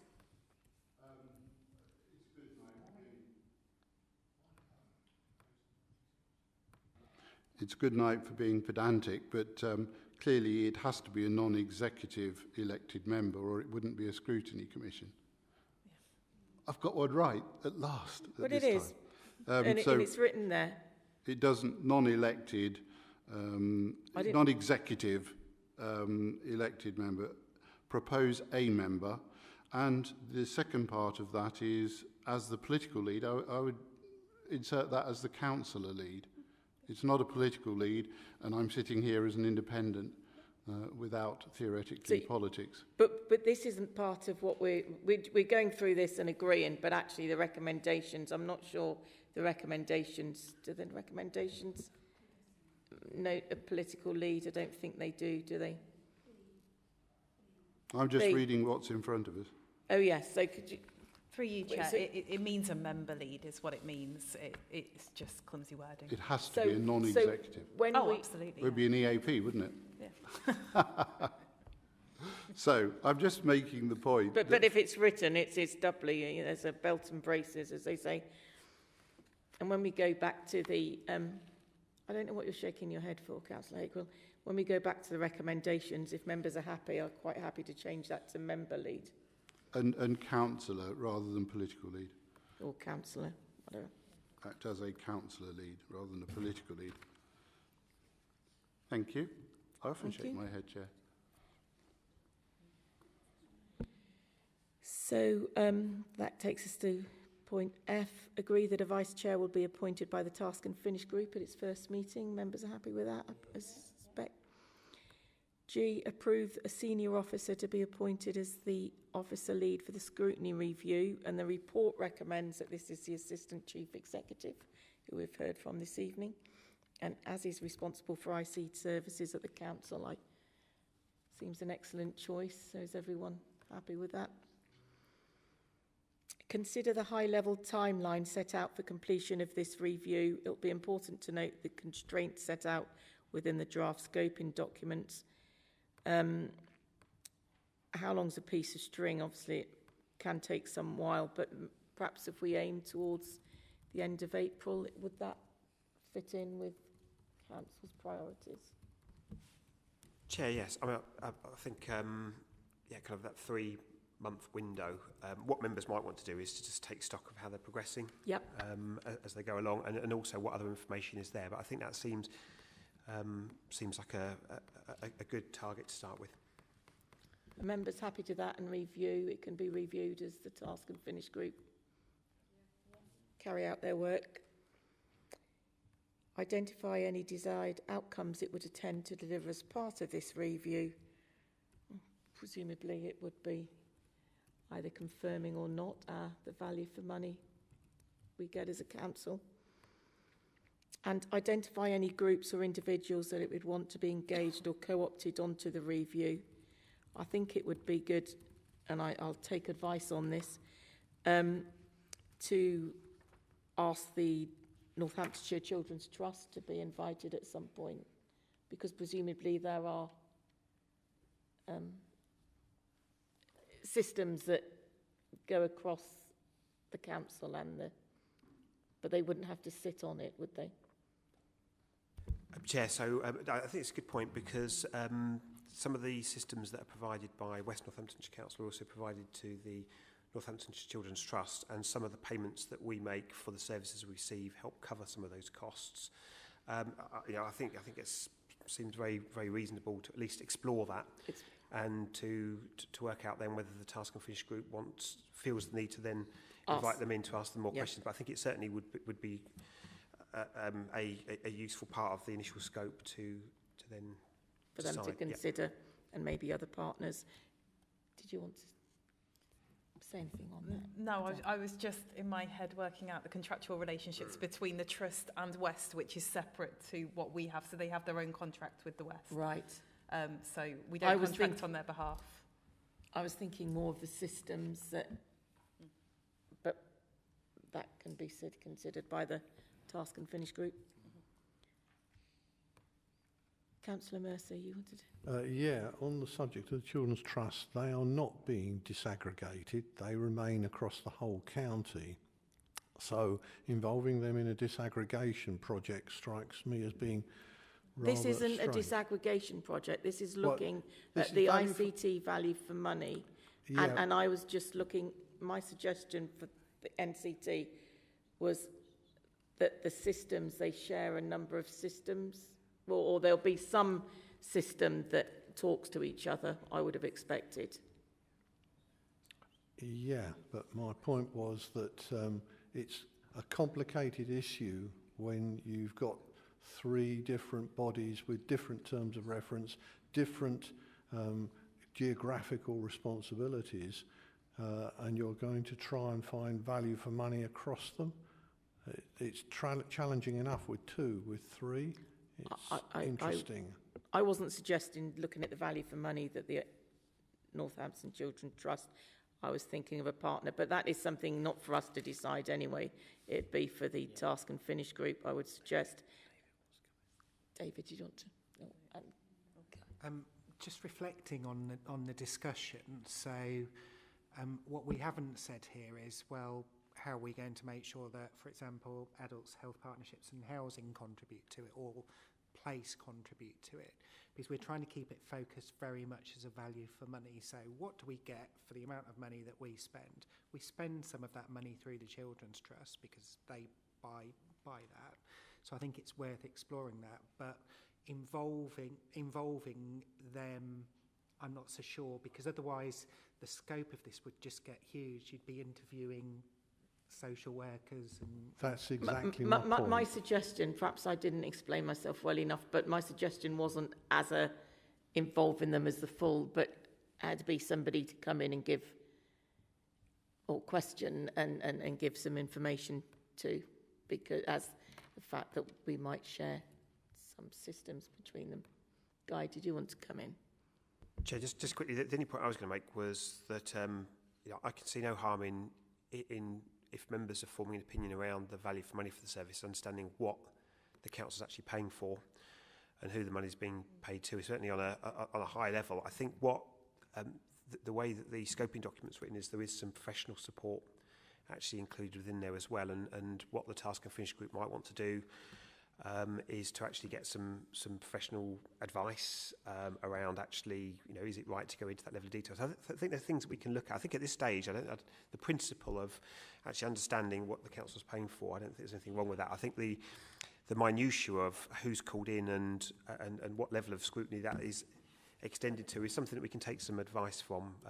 As Adele, my colleague Adele points out, there might be some contractual arrangements which just mean actually we don't go there. But I think understanding it's not a bad idea. Thank you. Guy. Councillor Hakewell and then Councillor Watt. That was a very useful piece of conversation, and this is going to be incredibly complex to come out with a value for money without drilling down into what's being provided. That doesn't mean to say we shouldn't try, but one of the things we've heard through, and I have to bring up the Children's Trust, is about the social work software system, which when we scrutinise the Children's Trust, perhaps in finance and resources, the inadequacy of that system was perceived to be a determinant on people wanting to join and be social workers. So I don't know, and therefore I simply make the point that it's a note as we go forward, whether or not this value for money is going up through into the children's and the adults, because I don't know if it's the same software. But I think we need to be very careful, because the Children's Trust saw that software change as a real benefit to encouraging new people to come in. And the other aspect I need to bottom out from this conversation is, are we going to sort of pretend that West Northants don't exist in terms of talking to them or any joint scrutiny? Because, as I think we said, there could well be a committee sat in Toaster tonight talking about the same thing. And I accept that they are a provider of it, but are we keeping West Northants officers and members at arm's length from understanding this value and taking it as much as a sort of sanitised clinical approach, rather than thinking about working with our colleagues? So the two things, social work. Thank you, Guy. Do you want to- Chair, yeah, thank you. I mean, I wasn't going to comment on the specifics of who you engage, other than that there is the scope here to engage other partners, and also to say that we have engaged with West Northamptonshire Council, and the Chief Information Officer, from what I understand from discussions with our Chief Information Officer, has offered to come along and talk to us. I think it's also important to bear in mind that we are separate entities legally and in terms of how we move forward, so we're entitled to scrutinise that, and they're entitled to look at what we're doing and to decide whether they wanted to do their own or join in. I wouldn't want to influence that. I think there are governance arrangements that do bring us together, and as we say in this report, there is that element of the inter-authority agreement which we'd be looking at, and there are governance arrangements for this shared services joint committee. So I think there's all the mechanics here to take a broader view of that. However, I think the idea is it's for North Northamptonshire Council to look at its a perception of value for money of services, and to decide who it wants to speak to in order to form that opinion, to be able to make some of its decisions going forward. But that, of course, will be public information and can be shared. I think through you, Chair, it'll be really important to talk to West, because as you're evidence gathering, you're going to need to talk to those as witnesses, find out what they think, talk to members, talk to officers. So that will form part of that evidence gathering. So it's going to be essential, I think, as we move forward. Thank you. I don't know how you'd do it otherwise. So without Councillor Watt and then Councillor Jill Mercer. I think we're sort of second guessing a lot of stuff here. I think we'll find out a lot on the first meeting about what services we buy off of West Northants, and in the end, can we host those services, provide those services ourselves at less money, or can they be more adaptable for what we need in the long run? So I think the first meeting is going to really open up what the challenge is. Yeah, I just wanted to point out page 18. It says other officers likely to be required to contribute, WNC IT colleagues, WNC finance colleagues. So it's already in the scoping document. But I think as far as the groups to call in, as Councillor Watt just said, it's more likely when you actually get into detail, you will be able to do that. So I think it's probably a bit difficult for us at this moment to say, yeah, this group or that group should be called in. I think you probably need to leave that to the review team that are working on it when they suddenly find they need some extra information and call somebody else in. Thank you. I think it's a good point made. Councillor Deering. Yeah, thank you, Chair.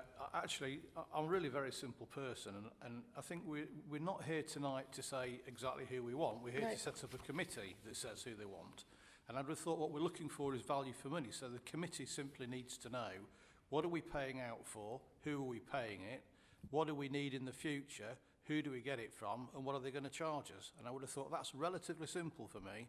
So that's what the committee should be there for, not for what we're doing tonight. Thank you. So I think we've agreed on the scoping document. We all agree with, if you go to the recommendations, we propose a non-executive elected member to act as the council lead for this scrutiny review. And the members are happy to delegate that to myself and Chairs Finance and Resources. We've agreed that the Assistant Chief Executive is appointed as the officer lead for the scrutiny review. D, consider the high-level timeline it intends to take for the completion of this review, noting the constraints set out within the draft scoping document. So if we put say the end of April, which gives 3 months, but with reviews from the task and finish group, we can review that as they undertake the work. E, identify any desired outcomes it would intend to deliver as part of this review, and I think we've discussed that. F, identify any groups or individuals that it would want to be engaged or co-opted onto the review. And as Jill just pointed out as well, it is in the scoping document, and there would be room for the task and finish group to invite other people as they go through the work. So members all happy with those recommendations? Can I have a proposer, please? Councillor Owen, Councillor Deering, second, and all in favour. Thank you. Thank you very much, Guy, for that. Agenda item 8 is a performance indicators report. Can I pass over to you again, please, Guy? Chair, thank you very much. It's me again. I promise I won't go through the report page by page, or certainly not the appendices. Before I sort of present the report, Chair, or introduce the report, I'd like to actually introduce my colleague, Rob Atkins, who's sitting to my right. A couple of you will have met Rob at Finance and Resources Scrutiny last night, but Rob is our interim Head of Performance, Intelligence and Partnerships. I always have to think very carefully, PIP for short.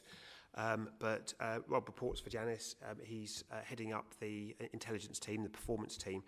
And Rob's, I don't want to speak for him, but extremely experienced and is already making an impact and really will be helping to drive forward how we use business intelligence over the next sort of four months or so. So really, really delighted to have Rob on board with us, and you will see Rob coming along to this meeting in the future as well, certainly the ones that you can make. So I was going to now segue on to the report, Chair, and we've got a sort of standard format. I think we're probably, or members are well familiar with the format now, but this is the Period 8 performance report for all of the performance indicators for the Council. That's for November 2022.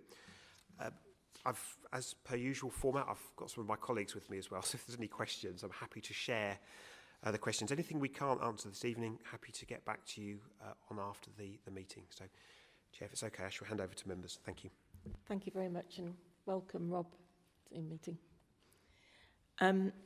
As always, if members do have questions, they're quite welcome to. I know Guy's very happy to receive emails in between meetings. So, Councillor Lee, I believe you were first. Thank you, Chair. I just wonder on page 41, % of substance misuse clients waiting more than 3 weeks for their first intervention. All we have there is a benchmark. There's 000 all the way across. That is very important that we know how our residents, what access they can have to substance misuse services. I mean, to rehab services, and there's no information there. How come? That was my question. And then on page 40, I noticed that the number of mothers who receive a visit from a health visitor in the first 2 weeks, it's 9 out of 10 who receive a visit, but that means that 1 in 10 mothers new mothers does not receive the visit of a health visitor in the first 2 weeks. And I think that is dropping to a dangerously low level, since that's something that affects mental health of those mothers. So I'm concerned about that. Yes. And then, of course, the 2% of the in-year eligible population who received an NHS health check, that's been declining, gradually declining, which I think to me shows we really are very short of doctors and surgeries, especially on new estates. So that's got all sorts of side effects if very few people get to have a regular health check. Thank you for your patience, Chair. Thank you. Chair, if I may, I'm not going to attempt to answer all of those questions straight away. I might have to get back to Councillor Lee on some of them. The first question, apologies, my error. I'd opened up the report pack from the report from the internet, not the report pack, so I hadn't got the page numbers on it. Can I just check the page number of the first indicator that you mentioned, please? Yes, of course. Page 41, and it's a third line there, I should have said. So it's AFL, A for Andrew, F for Freddy, L for Lima, 23, that's the indicator number. Percentage substance misuse clients waiting more than 3 weeks for their first intervention.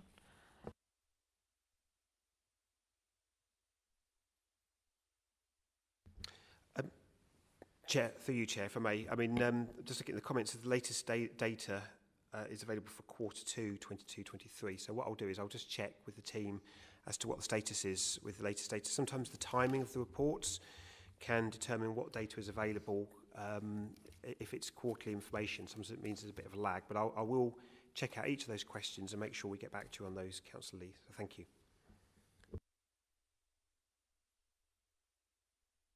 Thank you. Well, I did ask Guy a question, which he kindly came back to me. On page 24, there are 7 indicators there, and the top 4 were in the pack, but the other 3 weren't. And he's very kind. I'm sure he'll explain it better than I can, but it's the timing. One of them is an annual, and the other 2 are quarterly. The question I have really is the one that I'm concerned about is the planning. Page 31, 2 areas that are red.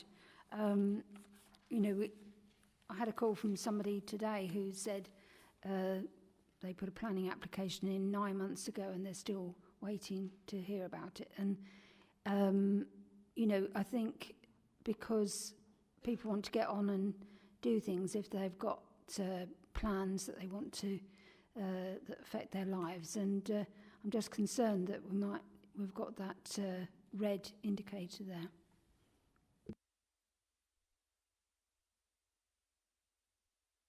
Chair, I mean, thank you to Councillor Mercer for the comment. What I'll do is I will take that back to George Candler, our Director of Place and Economy. I know my colleague David Watts wanted to answer. I'm not sure if it was that question, no. But you were, sorry. Expert on planning as well. Sorry, I missed you earlier. That's okay, Chair. Thank you. I'll give planning a go if you want me to. But so I just wanted to come back. So on the AFL 23, Councillor Lee, I'm wondering if it's because the performance is that good that the rounding is taking it to 0%. Because if you look at the trend line, there is some data within that. Earlier within it. So it's probably more about presentation and including numbers and the percentage where it's that low and changes in that sense. And I think your other one was around, was it BBFO2, infants during new birth visit? Was that your other one, Councillor Lee?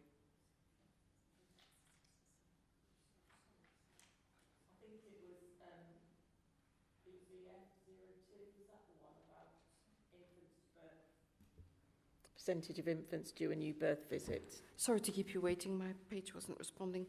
What is it? So, I'm so sorry to keep you waiting. Here we are. BBFO2. You're right. Yes. Sorry, I've just seen that. Again, the narrative really helps there, and I know you said well, it's almost 10% which aren't getting that. But when you look at it compared to the national performance of, you know, previously the England average was 88.2%. We're consistently higher than that, with you know, between 93 and 98% throughout the year in that sense. So whilst the trend is in comparison to the previous, I think it's quarterly, is it? No, monthly. Sorry. It's deteriorated slightly. You will tend to see that as you're going into things like winter periods, because, you know, families are doing things, and you do tend to see that across the data. But still a positive picture is what I would say, particularly when you benchmark compared to the England average. Thank you. Didn't want to come in, did you? Were you? No, it's just to say, Chair, that I mean, I think the comment about the planning indicator is really relevant. I'm just sort of, you know, the information that's in the comments, what we are working to do to make it easy for members to be able to scrutinise is to put more detail in the comments, and there's some quite useful information in there. I will take that back to George, but each of the questions that you've asked that we haven't been able to answer, we will get back to you on as well after the meeting. But it's just to sort of look at as we develop the comment section. That should also help to just give you more information without having to ask, but you're always welcome to. Thank you very much. Councillor, who have I got next? Oh, sorry, I've lost my place. I know Councillor Anslow was, I've got you down. Were you not? Yeah. I think I've skipped someone, but I've... Okay. No, I know Robinson. Yeah, just to one question, well, no, sorry, a couple of questions. One on page 37. This is the thing that I keep talking about, and I can't help it because it really worries me. The number of children without a school place, 150 children without a school place, which I know I've read the comments at the end, and it's really good to hear that we've got 2 new officers appointed, and 3 further posts have been advertised, etc. But it also recognises that you know, there is a backlog, and then we'll have more children come September, the September start. So I just wanted to flag that up, as I seem to at every meeting, because it is a concern when we have children out of school, although it doesn't match up with a figure which I've had from the Children's Trust, if I can find it, that 30 children are awaiting a school place, and that's for specialist placements. So I would imagine that 100, in that case, would it be 120?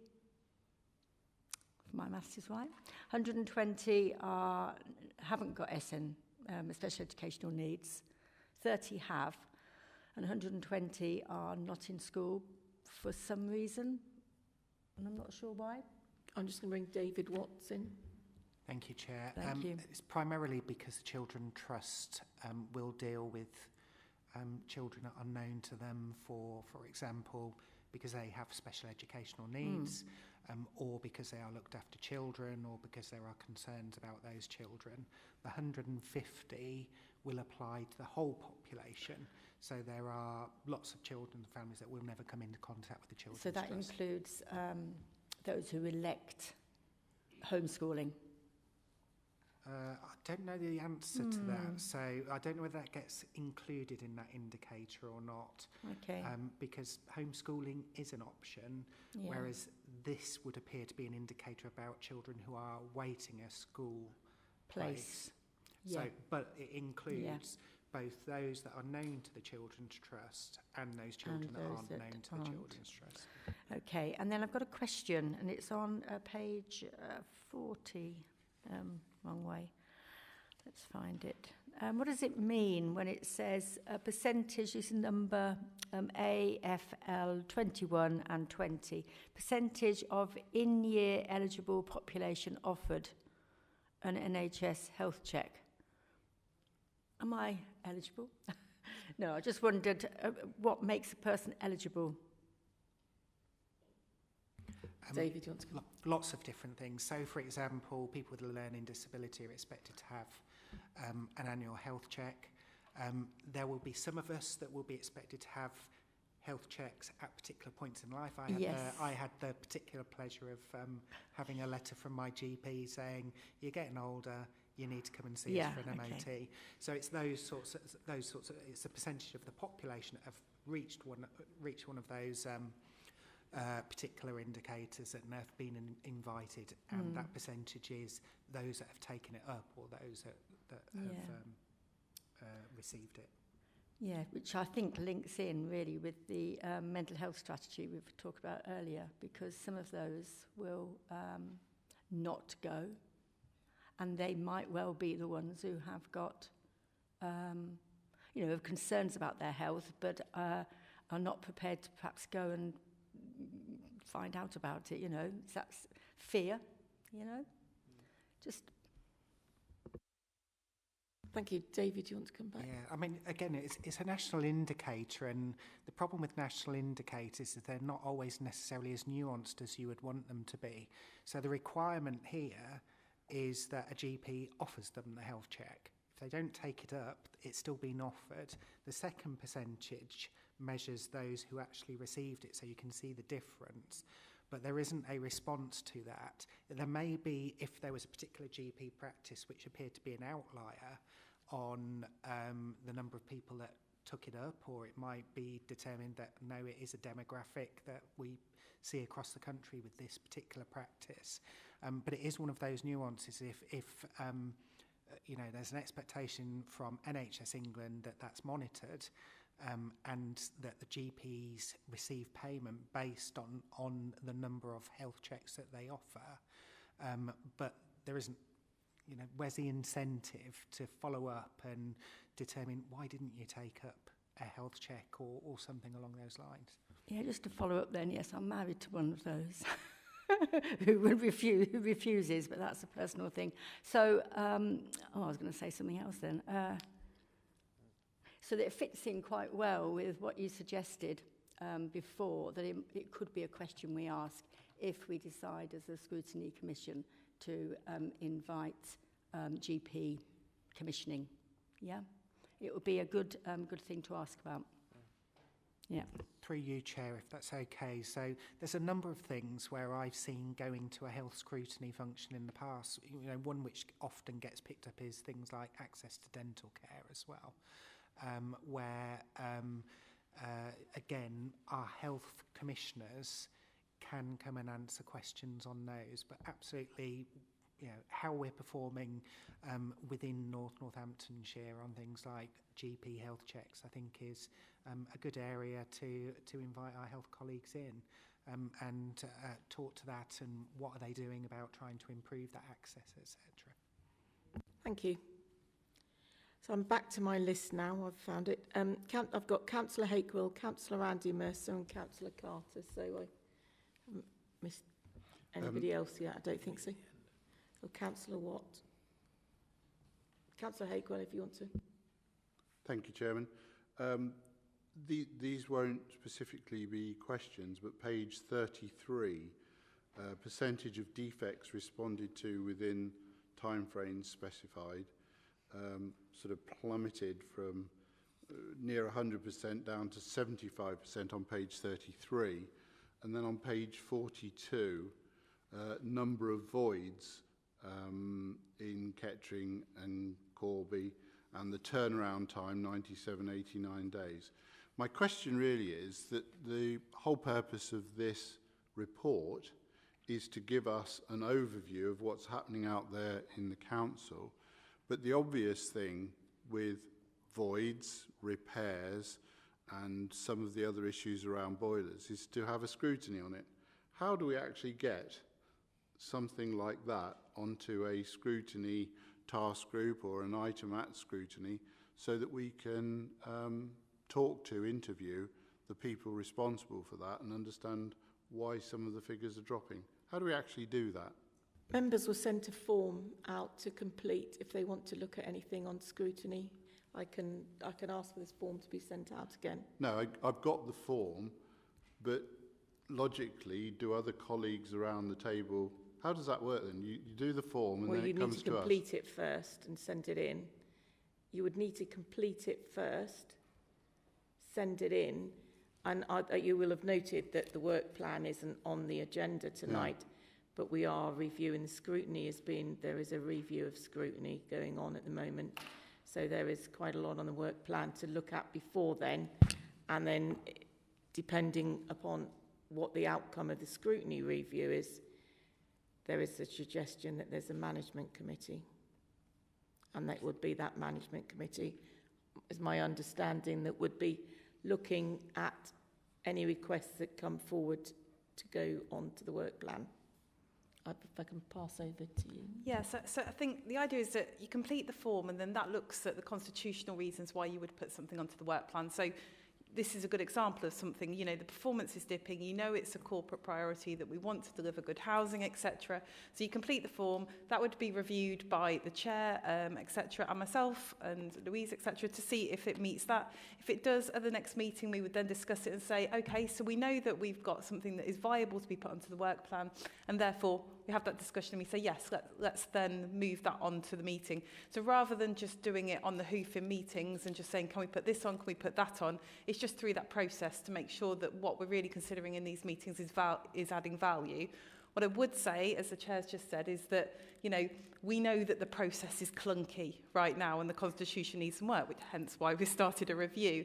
And as the chair said, is hopefully, you know, with this review, and if it is approved, there would be then a scrutiny management board that would then have the chairs and vice chairs of the committees who would then manage that work plan. And it would be a much smoother process. But right now we are where we are. So Councillor Hake, I would say complete the form and then it can be reviewed and we can put it then into the work plan for these meetings. Just to quickly come back, when is Scrutiny going to scrutinise the way Scrutiny will work in the future? So Councillor Hopewell, there's been a consultation and all Scrutiny members were involved in that and they were able to provide comments as part of that. We've also got the Centre for Public Scrutiny who are going to do a question and answer session because they've looked at the proposals and put those in writing. So the Chief Exec, Ed Hammond of the Centre for Public Scrutiny is going to do a question and answer session with all members, including Scrutiny members obviously, to feed into that so that we've got the best information around that. So that's the way that we're engaging with Scrutiny members on it. Obviously, it will also go to the Constitutional Review Working Group. It will go to the Democracy and Standards Committee, where all members are invited to also get involved in that as well, before it goes to full council for approval. So all members are going to be involved in this review. It's a very inclusive process. And when do we expect that to conclude? March. Well, it'll be going to council in March. David, did you want to come in? Thank you. And not to discourage anyone from requesting a scrutiny review on a particular area, the narrative around the void turnarounds, I think, does provide some sort of explanation. It is being updated for the current performance report that we're working on. However, there is, because we monitor all voids together at the moment and we don't separate out major voids and standard voids, you have a small number of major voids that will have very extended periods of time to turn them around that do skew your performance. So in our narrative, we are saying we want to split them out so that you can see the high volume turnarounds that we do. You know, some of them turned round within 3-4 days. Others turned round in a week. But then we have major voids where we've got to do things like rewiring, we've got to replace windows, we've got to replace doors, kitchens, bathrooms, which can take significant periods of time in order for us to do that, that skew your performance on the majority. So all that we're showing you there is a mean average of all of those voids that get turned around within that period of time, which is perhaps not the best measure to give you a true idea of performance, because for me, if I turn 45 house voids around within 2 weeks, and I've got 5 which take me longer than that, that's showing that actually we've managed to get 45 families or 45 people in. That's the important bit, is about understanding that a small proportion of those can really influence the average significantly, particularly when you're talking on numbers of 51 or 70, 75 voids. Thank you. Councillor Andy Mercer. Thank you, Madam Chairman.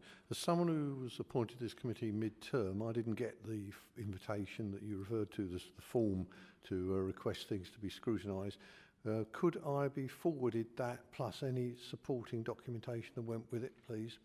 Yeah. Right, second point. Councillor Mercer, it's sent to you when the forward plan, we send that out to you, but I will send it separately for you so all members get it. Are you talking about the form to complete, or for putting something onto the scrutiny work plan, or the consultation? Both. Both. I'm sure Louise will do that. It was attached to the work plan, but I'm sure Louise is happy to send it out separately. Perhaps you could do that to all members. Right. Secondly, some time ago I suggested that we might have a clearer picture of the duration of voids if we publish the median as well as the mean. Just an aside. Right now I've got a number of questions about the KPIs. To be honest, I think it would probably be more productive if I was to just read them out for Guy and to have a written response rather than a verbal response at gone 9 o'clock at night for some perhaps complex issues. First one is on MPS 27 and 28, which is the filling of voids in the enterprise centres. We seem to be not doing too well at the moment, so my question is, is there possibly a different marketing strategy that we could adopt, perhaps moving through different channels? Right, next one concerns planning. We've got a number of KPIs, most of which are dictated from central government. They're aimed solely at achieving what the central government wants to achieve, which is fast turnaround. They're not particularly interested in what I would term quality. Their definition of quality is the proportion of appeals that are lost. That is not my definition of quality. My definition of quality is public satisfaction with the service. Would it be possible to introduce some system for, at the end of each determination, sending out a standard request to stakeholders, asking them how satisfied they were with the service? Then we could monitor how that trended over time.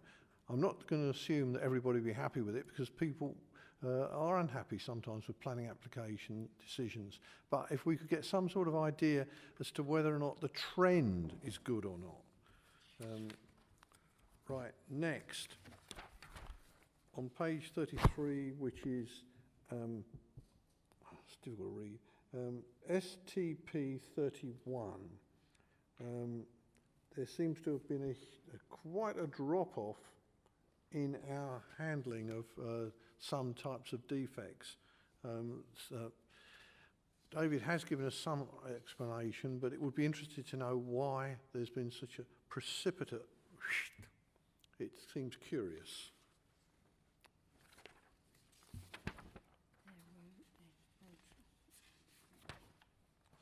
Go on to my next one.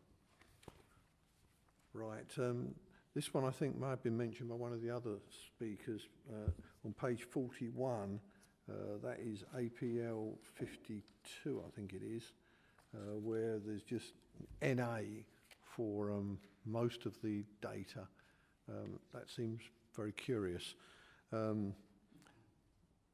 Now, going back a bit, BBF 01, which is the breastfeeding rates, they are not acceptable. Our figures on that just aren't good enough. It is so important for children to get the best possible start. Breast milk is so much better than formula milk. We need to do better on that. I don't know how we do it, but that has got to be something that's got to be addressed, and there's got to be some sort of explanation as to why we're doing so badly on it.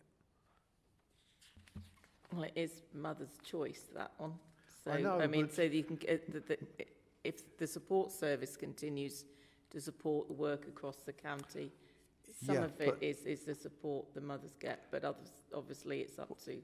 Yes, but there is a lot of research that has been done that demonstrates that mothers are very heavily influenced by the degrees of advertising they received, by the information they receive from health visitors, from just about everybody they contact. And it's noticeable, for instance, that lower social demographic groups have a lower percentage of breastfeeding than higher social groups. So there is a definite social impact on it, and we're not doing it very well at the moment.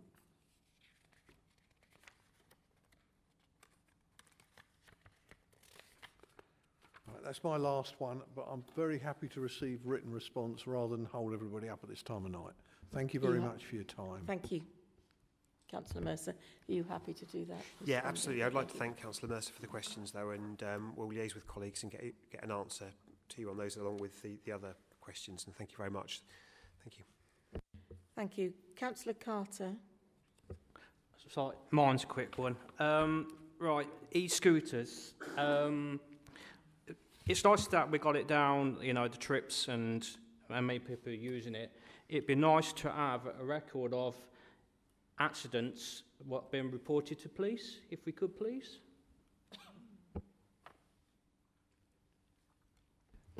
Through you, Chair, I'll liaise with the colleague who deals with void technologies and see what data we've got.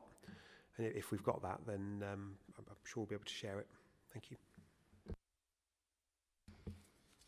And I think it's you.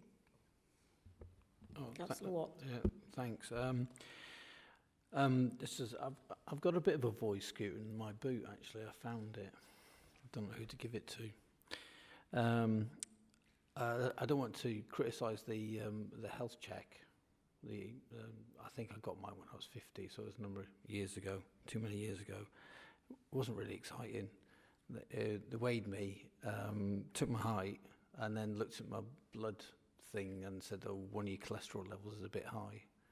And that was it. That was it, really. Apart from the fact that I realised I was an inch taller than I'd always thought I was.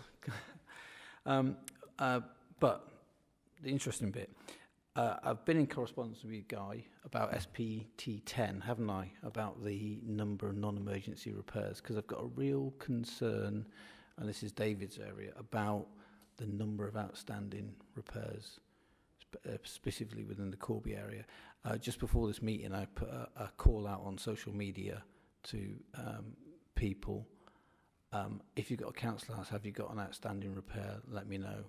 And since I've been here, I've had 18 contacts, some of them stretching back to 2016. So I would, I think it's important that we understand the level of outstanding repairs and the reasons behind them, because a lot of them are, the council's never got back to me. I've tried and they've never got back to me. So the figure I'd like to know is number of outstanding repairs and the longest one that's been outstanding. Why has it been outstanding? Is it our poor service, or is it actually contacting the customer? Thank you. Do you want to respond now, David? Yeah, thank you. If that's okay, I mean, please. Sorry. No, sorry. I said please do if you're happy. So again, I think on repairs, there's lots and lots of different reasons as to why and whether we can get in and do those repairs. So I know, and because I do back to the shop floor visits out with my teams. I've been on visits where we've gone for pre-planned visits and people will not be in there. So you try and rearrange, you can't do that, it gradually adds up, it adds on, the repair still needs doing. We also triage and prioritise repairs based on urgency and the necessity to complete it. Some of those repairs are really, really minor. So you might have someone saying, the veneer on my worktop is damaged, can you please come and fix it? When you put that in and triage it, it's not a very high triage in that sense, and you've always got new churn of new activity coming through. That said, there is a huge backlog. The majority of it has been caused by not being able to carry out activities during the pandemic period. What we have been trying to do is work through that backlog, but our teams are resourced to a level to deal with the normal churn that you would see coming through, not with dealing with the backlog that we've got. What you will see within the budget proposals is that if you go to the HRA sections, you will see that for both Kettering and for Corby, there's been a one-off capital budget built in to enable us to work through those backlogs and get us back to that steady state where we're able to manage the usual churn and usual activity that we see coming through. So we hope that that will be sufficient, but if not, we will have a better idea of what the true costs will be in order for us to bring that additional resource in to help us work through that backlog. So that is in the budget proposals that have gone forward for setting the budget for 23-24. Yeah, my concern is that a number of repairs have just got forgotten about and are off the system, and that customers are so disillusioned with the service that they're no longer contacting the council to get they're obviously paying a rent for these properties and should get a good service, and they're so disillusioned. And some of the quality of the work in the past has not been standard, not been good enough, really. So, thanks. Thank you. Can I add a question to that? Presumably the work is quality assured, is it? Well, certainly if there are concerns raised about the quality of work, the dispatchers that send our trades out to do that work will go and quality check it. I believe there is a sign-off process for the resident as well to say I'm happy with the work. And you know, we do have a complaints process for people to raise their concerns with us as a local authority. I mean, an outstanding repair since 2016. I mean, I've only been responsible for housing since 2020. I would have thought that there would have been some sort of process in place to review that for the previous council, but also that if it hadn't been picked up on the creation of this new council, that it gets escalated and looked into, and that there is some explanation around that. What I would also like to make reference to, because there are thousands and thousands of repairs carried out every year, completed to a high standard, and that many of our residents are absolutely happy with the response which they get. But it's really important that we do learn from the cases where things don't go as people would expect. And I think, you know, 9 times out of 10, when you look into a complaint, the usual failing is we didn't communicate well. We didn't tell you what was happening. We didn't tell you why. We weren't making contact with you. I probably could put a pretty good bet on that will be the scenario, that there isn't the communication, or we haven't kept you updated as to why things aren't being done. What we would say is, if you've got those particular examples, we can escalate them to the team, so please do share them. And if our residents remain concerned, we do have a formal complaints process that can be enacted, and that can be investigated and dealt with. Thank you. Thank you very much. That concludes the meeting. If there's nobody else, Louise is going to send a couple of forms around. Perhaps you can send them around to everyone. And I'll close the meeting at 21:24. Thank you, members.